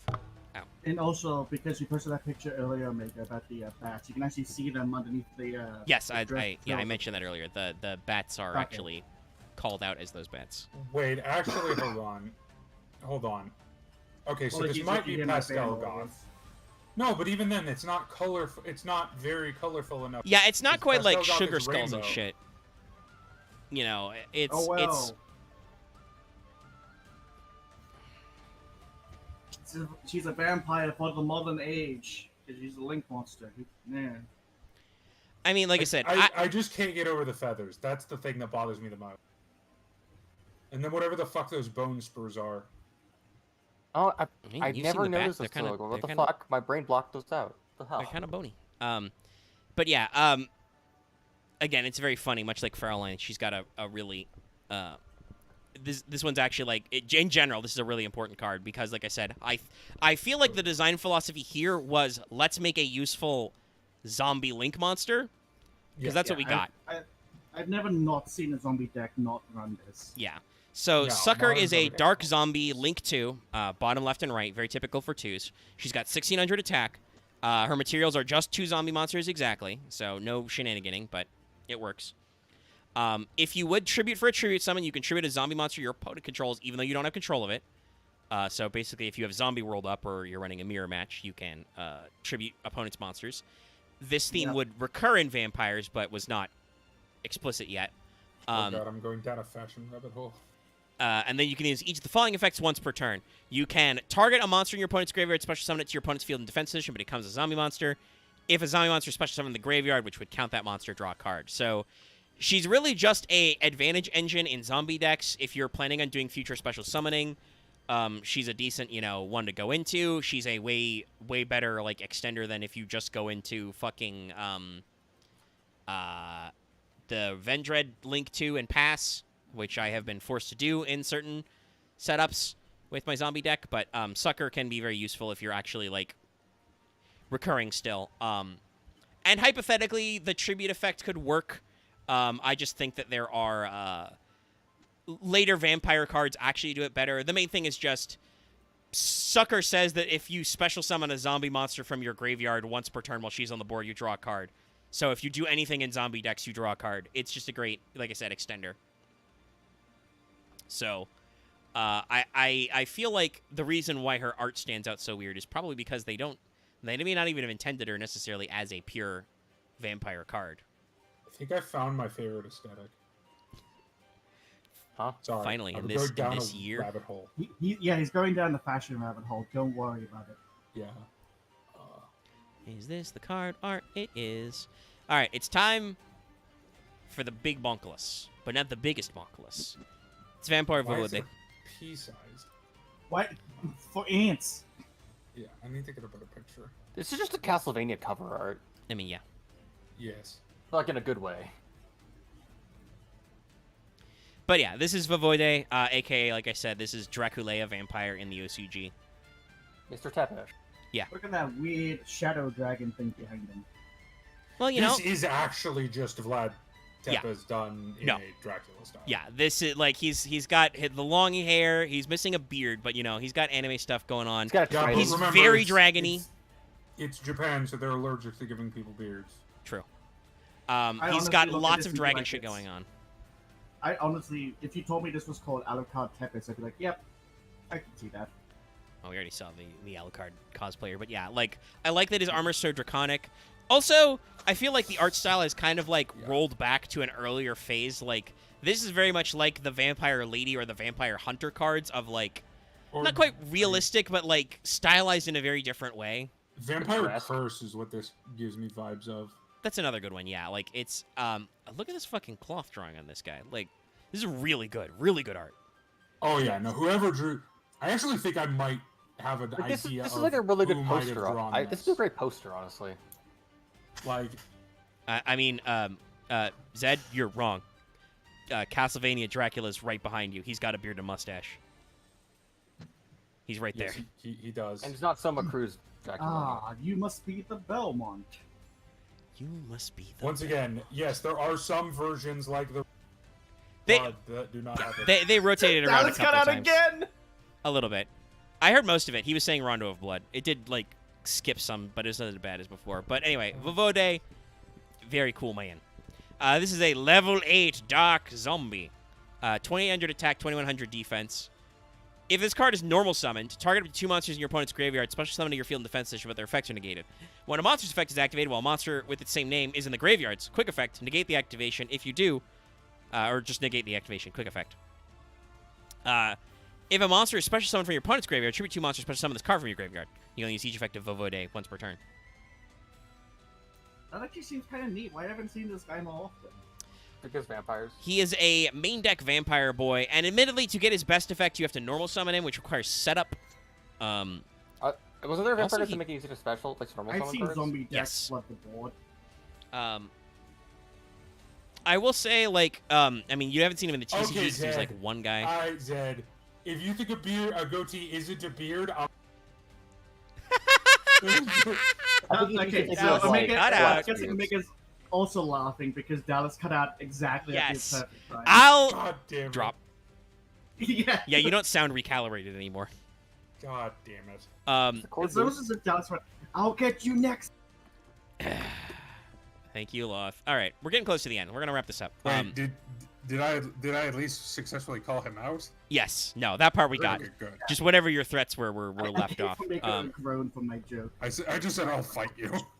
But yeah, Voivode is pretty good. He's complex to set up, and he can certainly be a little bit bricky, though obviously as an 8, he lets you run trade-in, which puts him in the graveyard to do stuff. He's a decent card, but he's not the complete thing that the deck needed. There was some more stuff to Selection 10, where they had some extra Ooh. energy to bring out. What's it called? Ballad Rock? Let's do the link next because we should save the Xyz for last. Well, we also have the main deck boy, Ghost, Okay, we should who is do also Ghost and then a Link. very important card. But yeah, no, Fascinator is first.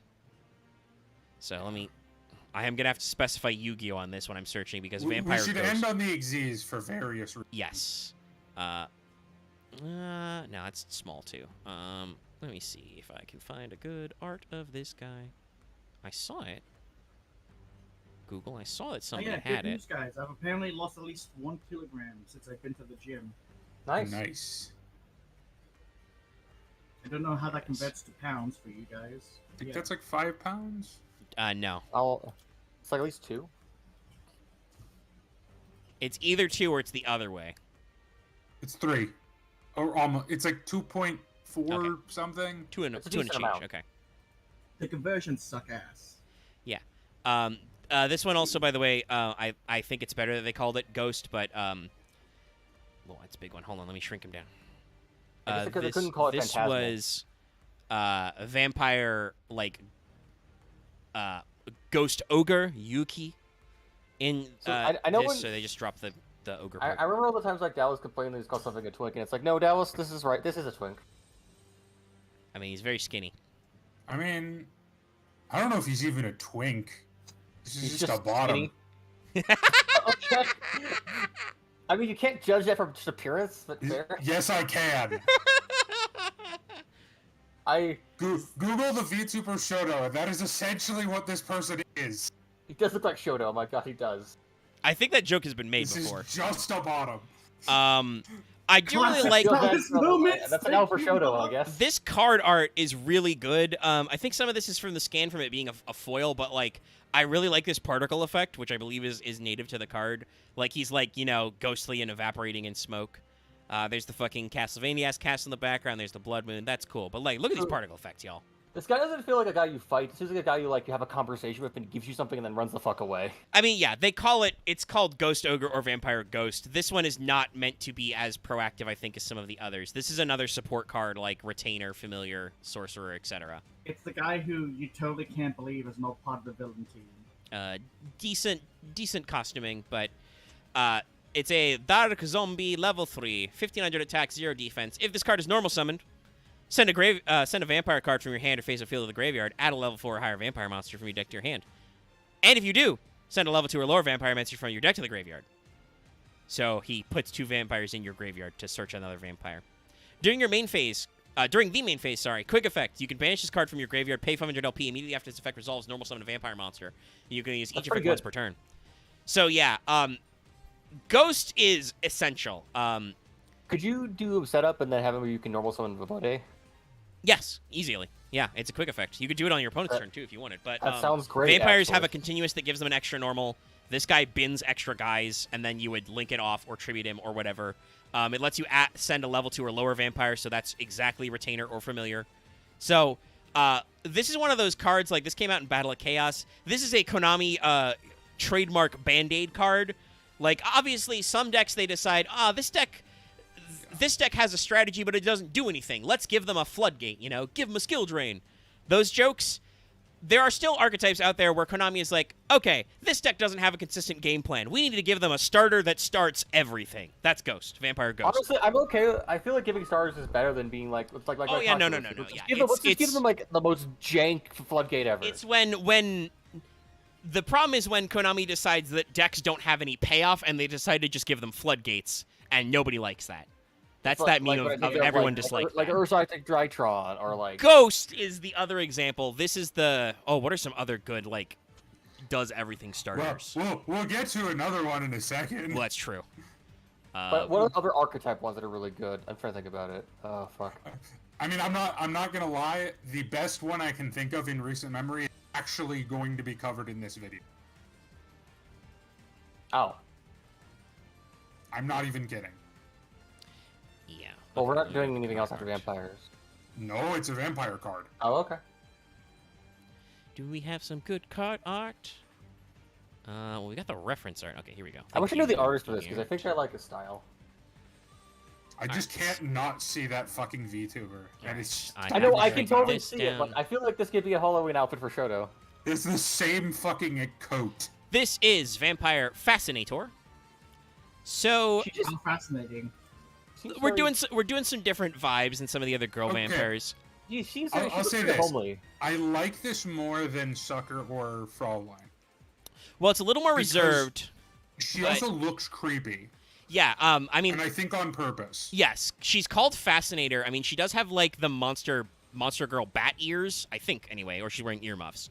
But notice, especially when I had the big version of this blow up, she's got the 2 neck mark holes. I think her eyes are supposed to be kind of that weird ethereal Oh, she's green. a thrall. Okay. No, she's enthralling you, dumbass. Vampire Fascinator. Yeah. Look into her, Like, gaze I can deeply into her hear- eyes. I can hear siren music in this card. Yeah. Oh yeah. No, like there's some creepy music box music. The angles, it look like she's like thicker. She's not like actually very thin. She's No. This one, I think. I mean, in a couple of places, it's hard to tell. But like, she definitely still has a little more definition. And so, I mean, her legs are very skinny. Yeah. But, she's But got she's like not like inhumanly anorexic like No. some of the other artwork. And unlike Fraulein, like she does still have her creepy bits, obviously, but she's not like turning to stone in the sunlight. I also do like just all these fucking bats. Like the artist went ham drawing all these bats. By the way, there's a mirror it's a behind her nice that she's effect. not in. She's in case got you didn't blood pick up on vials that. all over bits too. It's like, is she like a second generation vampire? I guess they put it. Nah. Hmm. I just want to point out the mirror once again because there's a mirror in this room and she's not in it. Oh yeah, for sure. Like it's Oh yeah, really the room, cool. also the entire room is full of familiars. Holy fuck. No, they're everywhere. This could be a Lucy Restaurant type reference. That would make sense. It's very appropriate for this. But yeah, it's just Vampire Fascinator. This is a Dark Zombie Link 3 who has bottom arrows and the top one, so it's the corners and then the front. 2400 3. 2+ monsters, including a zombie, so a little more flexible than Sucker. If this card is Link summoned, target a monster in your opponent's graveyard. Special summon it to your field in defense position. Also, you can't special summon this turn except for zombie monsters. You can That tribute doesn't- as that's a vampire monster. Target one monster your opponent controls. Take control of it until the end phase. You use each effective Fascinator once per turn. So, we'll explain why this is really good, but even before we get into that, for specific combo reasons, Fascinator is also just really good because when it's Link summoned, you get to pull a monster from your opponent's graveyard to your field. All it does is zombie lock you. Oh no, an archetype lock if in you're a playing really good vampires, type. You're already zombies anyway. Also, hey, I think there is a genuine argument in certain builds of vampire-themed decks to play Zambo Wambo, Zombie World, over the Vampire Field spell. Like, Domination is cool, but also Zombie World is a floodgate. Usually The one side floodgate usually. not as annoying of a floodgate as many other floodgates, and sometimes very vulnerable, but it's still technically a floodgate. But it also makes all your monsters vampires, so you don't, other than the ones that are like in your extra deck, so it doesn't fucking matter. And then also you can tribute a vampire to take control of opponent's monster. This, by the way, is a vampire monster, so you can just sack her to steal. Now, Yes. why is that important, chat? Why does that matter?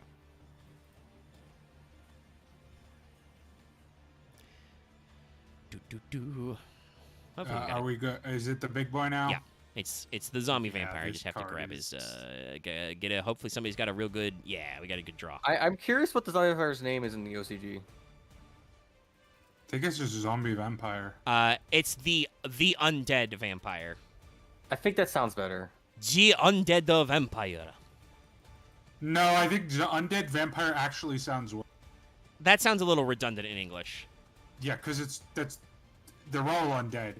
Here's the boy. I mean, it's over. So this is Vavode Vavode. went to Vavode. Yeah, this is Vavode boss. went to his second boss form. Yeah, this is a Final Fantasy boss. And he's I so would- fucking sounds like rad, a- boss. I want to do this trial, guys. You're gonna have to. It's like he plants his tridents in the ground. And you have to avoid him as they like basically crisscross across the entire map. Yeah, all he the time. absolutely shoots tridents at you and stuff. Hold on.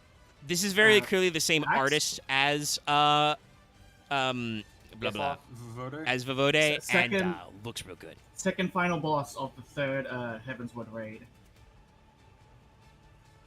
That's what this is. Okay.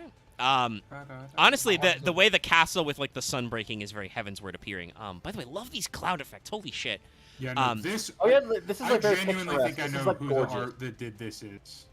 It's possible. While Yu-Gi-Oh artists are not credited because Konami are butts, a few of This them is have one that's distinct enough art credited. styles that It's can. the one that did Trap Tricks, I think, is the one that's credited, but that's separate. I mean, they're not They're not not credited. It's just their art style is very distinct, and I believe they have like said that they drew Trap Tricks.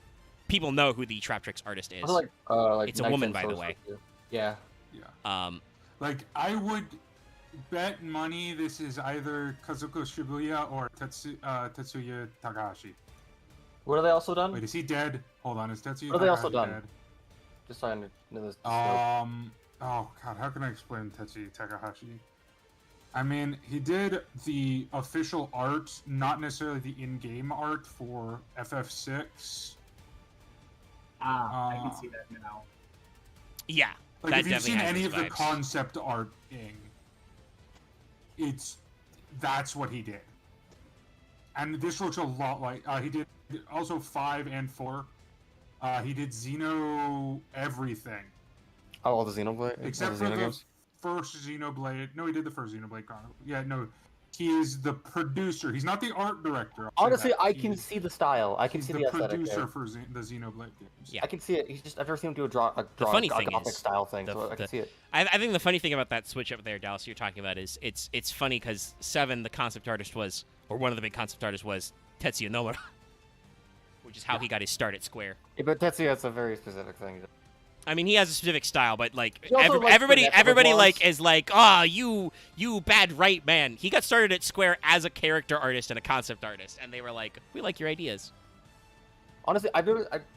But yeah, Let's just talk about fun forward. details. Besides the cool like cross tridents he's got, I like the cool like angelic dragon wings. He's got like the yeah, like, this the guy fucking seraphim kind of wings. slaps. He's got like the cool like cross capes, and he's got like a weird blood gem sword. No, I like this It's guy. like, This it's like, fucking it's like mist is coming from it and shit, and it's like he's got like his divine castle in the sky. I mean, it's just This- yeah, it's this the is Castlevania the- castle. We're in it. This is you've hit the second phase of the boss. It's like, you thought I was just this vampire? No, I'm the castle itself. Actually, I I am think the it's god of vampires. probably more likely might be Shibuya, because looking at Tetsuya, he handled most of the digital stuff. So It's very hard knowing when there's a lot of artists credited on this thing. yeah, so the zombie vampire is a rank 8, 3K, 2800, so same stats. Actually, no, much better defense than Genesis. Same attack, though. Genesis was 2100 defense, I think. 2+ level 8 monsters, very similar to Sheridan in that effect. If you use a monsters with a level owned by your opponent, for the Exceed summon of this card, treat it as 8, so they reuse that effect from Sheridan, but now for 8s. Neither player can target this card with the effects of special summon monsters except those special summoned from the graveyard. Hey, did you summon that from your extra deck or your hand or your deck? Fuck you. This is a reverse Exorcister. Ironically, by the way, I'm pretty sure Exorcister does punch the shit out of vampires on purpose. I mean, yeah, they destroy anything of like. But they yeah, destroy no. zombies This and, is just like, graveyard hey, decks. you can't. If you did you come out of the graveyard, then you can't fucking deal with me. You can attach one material from this card. Each player sends the top 4 cards from their deck to the graveyard. Then if any monsters were sent to the graveyard, you can special summon one of those to your field. You know, use this effective zombie vampire once per turn. So this card came out in Battle of Chaos early last year. Yeah. He's a pretty This good card's guy. everywhere. Yeah. I mean, he's... This is just Xyz's version of Chaos Dragon Emperor guy. And also, Sometimes hey... you can make it using the Chaos Dragon. Yeah, I'm about to say, guy. I would like to remind you, did you guys pay attention to what I read out as his Xyz requirements? 2+ level 8s.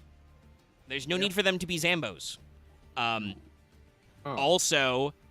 This card is stupidly good. Yeah, this is a phenomenal card. I think the only thing that, like, while it is a really good boss monster for vampires to make, and again, this is why Fascinator is important, if you do Fascinator and your opponent has a board, you have zombie vampire. She summons one from their graveyard, and she can tribute herself to steal one of their monsters. So this is an odd thing for me, but I almost feel like if this card had a voice line, it'd be like, "I am the god of the dead," or something like that. Something like that. That is definitely kind of the vibes he's going for. He's I am the god of hellfire. Fire. Da, da, da. I'll take you to burn. That song is very well. It's fucking love that psychedelic song acid so rock much. shit from like the '60s. Of course, it's weird, but no. Look, psychedelic rock is like the quintessential. Just don't think about it. Just vibe. It's just weird. Okay, just listen. Just enjoy the feel. Just vibe. And certainly that song is a vibe. Anyway, this like Vavode was pretty good, but he's a little bricky. This guy is just like, hey, fuck you. Like, this is a boss monster. It's a control piece. It's a mill piece. I think, honestly, the only reason why this guy didn't take off, like, really crazy good is because, unfortunately, this came in early 2022. Hey, what are some other 2022 decks that like to be milled? Oh, no. Playing this against Tyr is not the greatest. Hey, playing this against Ishizu Engine. Oh, no, I milled your Agido. Fuck me. Yeah. That said, now in the TCG, I think there's some room if you're making some zombie decks. What level is Balderog, by the way? Isn't he an 8? Balderog's an 8. Yeah, he is. Yeah, that asshole's So you use Balderok and then you feed him into this. Yeah, no. It's honestly, that's a thing that, like, Zombie Synchro has some fucking great endboard monsters. The new version of Red Eyes, the Necrolord Synchro, crazy good, real good card. Also, Holy shit, Omega, Dallas, you are you say okay? that wasn't me. No, who's making that sound? Loth, are you pouring your Loth. fan directly into the microphone? That was weird. No, I was finishing off a drink. Oh, okay.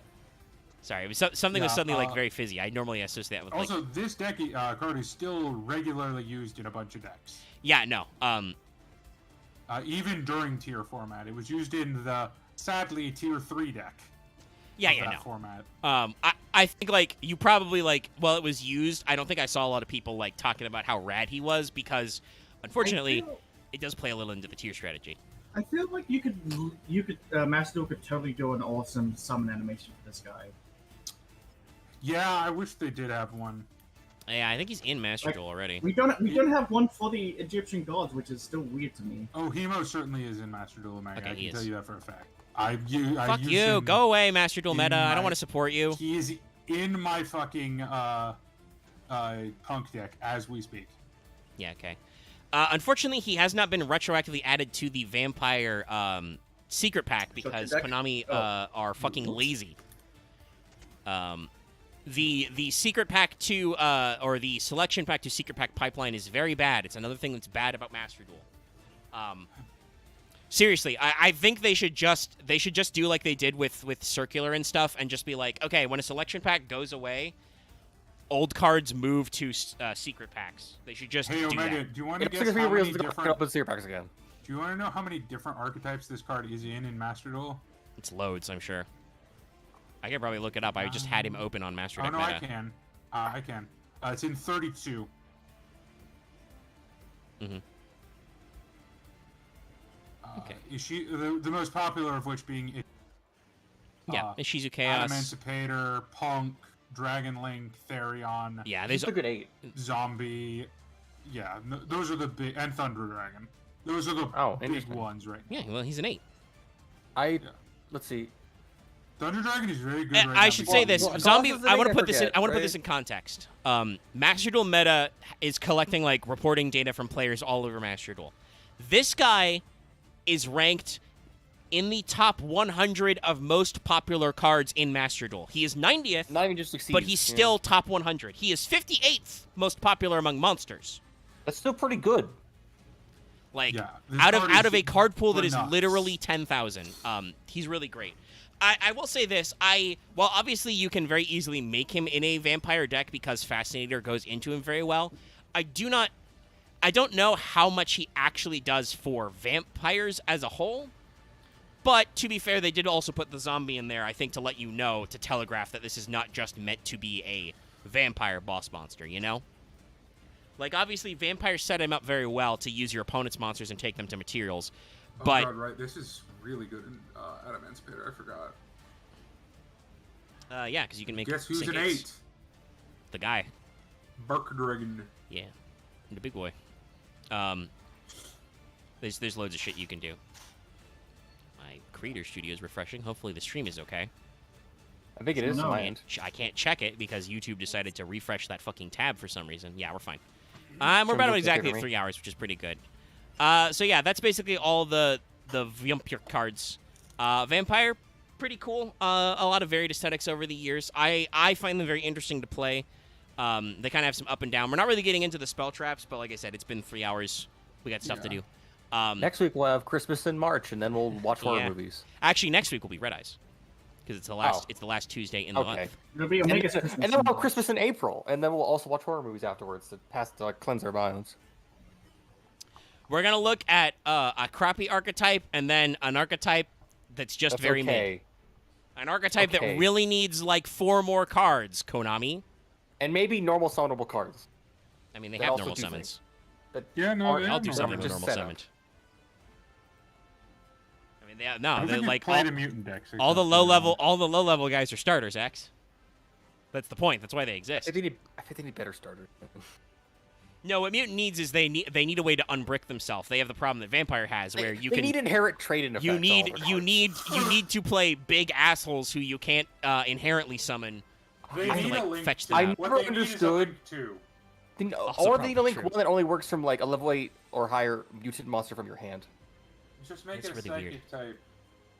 Oh wait, no, that might. Well, no, Punk's not. Because honestly, I don't know why none of the big mutants have inherent quick effects to like do something with them, like most other cards like that nowadays.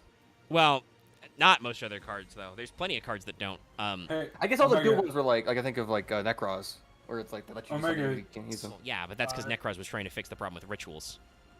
Can I ask you a question? Yeah, go for it. Because I've been We're playing wrapping up. Master Duel a lot lately, and Yeah. I've just been thinking this.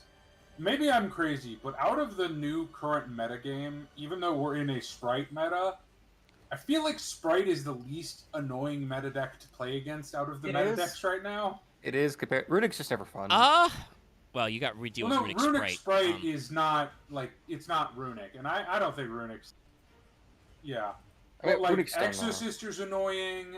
Branded. You're the only one who is Ishizu annoyed by nonsense. Exorcisters. It depends on your grade to have a graveyard, depending on you are. Branded Ishizu nonsense is annoying. It's true. Flu is annoying. I haven't seen Still someone mention Flu in relevant. fucking forever. I don't see a lot. I don't know if it would be Thunder called Dragon flu. is hella annoying. Dallas. Just because people aren't really playing flu. How many runic sprites have you come across? A lot. Okay. Dallas, how do you not die to Runic Sprite? What does your deck do that nobody else's deck is doing that also makes you lose to fucking Exorcister, apparently? I'm a Okay. punk deck, so You synchro a lot. they negate me like 3 times, and I still have plenty of plays.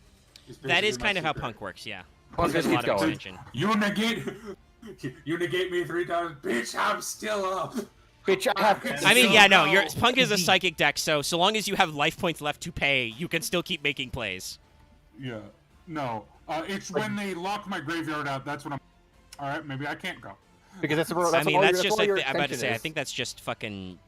That's just rock paper scissors. Like I said, you are literally the only person I feel like I've ever heard complain about Exorcister. No, I need to Chat, do can you a read deck about now. Exorcister? Go die against my deck. I was That going to send me a deck punk costs list, and me a I'll like pile. work on that. But like, fuck, I have no gems for that because I finished making a math deck, which I think Axe, still we dies literally to have me. mentioned Master Duel Meta. You can just look up a punk list. Fair. And if you're like, I don't know how to play that, you go I into will solo learn. mode Like, and you push buttons. Look, if I you need to can't learn. play Pong, I need to practice my math deck. if you That's can't it. play Pong, you're too dumb to play Yu-Gi. I just I haven't think that played is with probably the cards. true because punk Fair. is like punk engines are everywhere. seriously. Anyway, we're getting in Fair. the fucking I need weeds. to. Don't you guys want to go play? Not Dallas. He's got other shit to do. But I'm like I say, don't you guys want to go play Final Fantasy 14? I've been doing it for 4 hours. Yeah, I know you have. I'm glad you didn't fucking leave at least for it. I was gonna. mean, there were a couple of moments. He talked about doing it. There were a couple of moments where I was consider gonna make it some no. jokes about Axe ditching us to go play, but no, we're gonna wrap up here. Thanks so much for tuning into Vampires. I hope you guys liked it. I had fun. I like vampires. We'll be back with Red Eyes, which is an archetype I like, but will involve many more moments of like this being like. I'm going to yell it's at not good. Konami a lot next week. So, Yeah. Omega, just so you know, because I think you find this funny. I'll you finish first. No, Loth doesn't finish. Axe, what are you saying? For my Royal Royars, I got a basic Red Eyes as one of them, and it was just like Cool, that's funny. fucking You're stuck with that forever. Loth, what were you Yes. saying? So starting next week, I can finally once again show up on time for Fail Portrayal. We're moving the days we do gym from today to the previous day, so I won't be there for your Monday streams, Omega. I can be here for Fail Portrayal. That's a shame, but you can always catch the. You can watch the VOD of Fail Betrayal, but you can't participate in Fail Betrayal retroactively. You can always watch the VOD Yes. of a Monday stream. All right. Well, Speaking of which, that, you should watch the VOD of the Monday stream. yeah, I'm about to say. Speaking of which, hey, Lucky managed to beat Mega Man X3 yesterday. I think it took a lot out of his soul, so you should go please watch that video a I lot. watched it so it feels better, so the soul is not burning. as much. I'm real tempted to watch that. You should, I because really that game is painful. Anyway, also, we talked about Final Fantasy 14. We streamed that. There was a stream last week. You might not have seen it because it was cut short by internet issues, but we're going to be streaming again tomorrow for my yeah. POV. So we're going to check it out. Omega's gonna do more things in Dragonland tomorrow. I'm going to hopefully get to the next Primal Trial, and we can have fun there. Right, Anyway, you're really okay. close. So be there within an hour. Bye. Bye, everybody. Bye. Good night.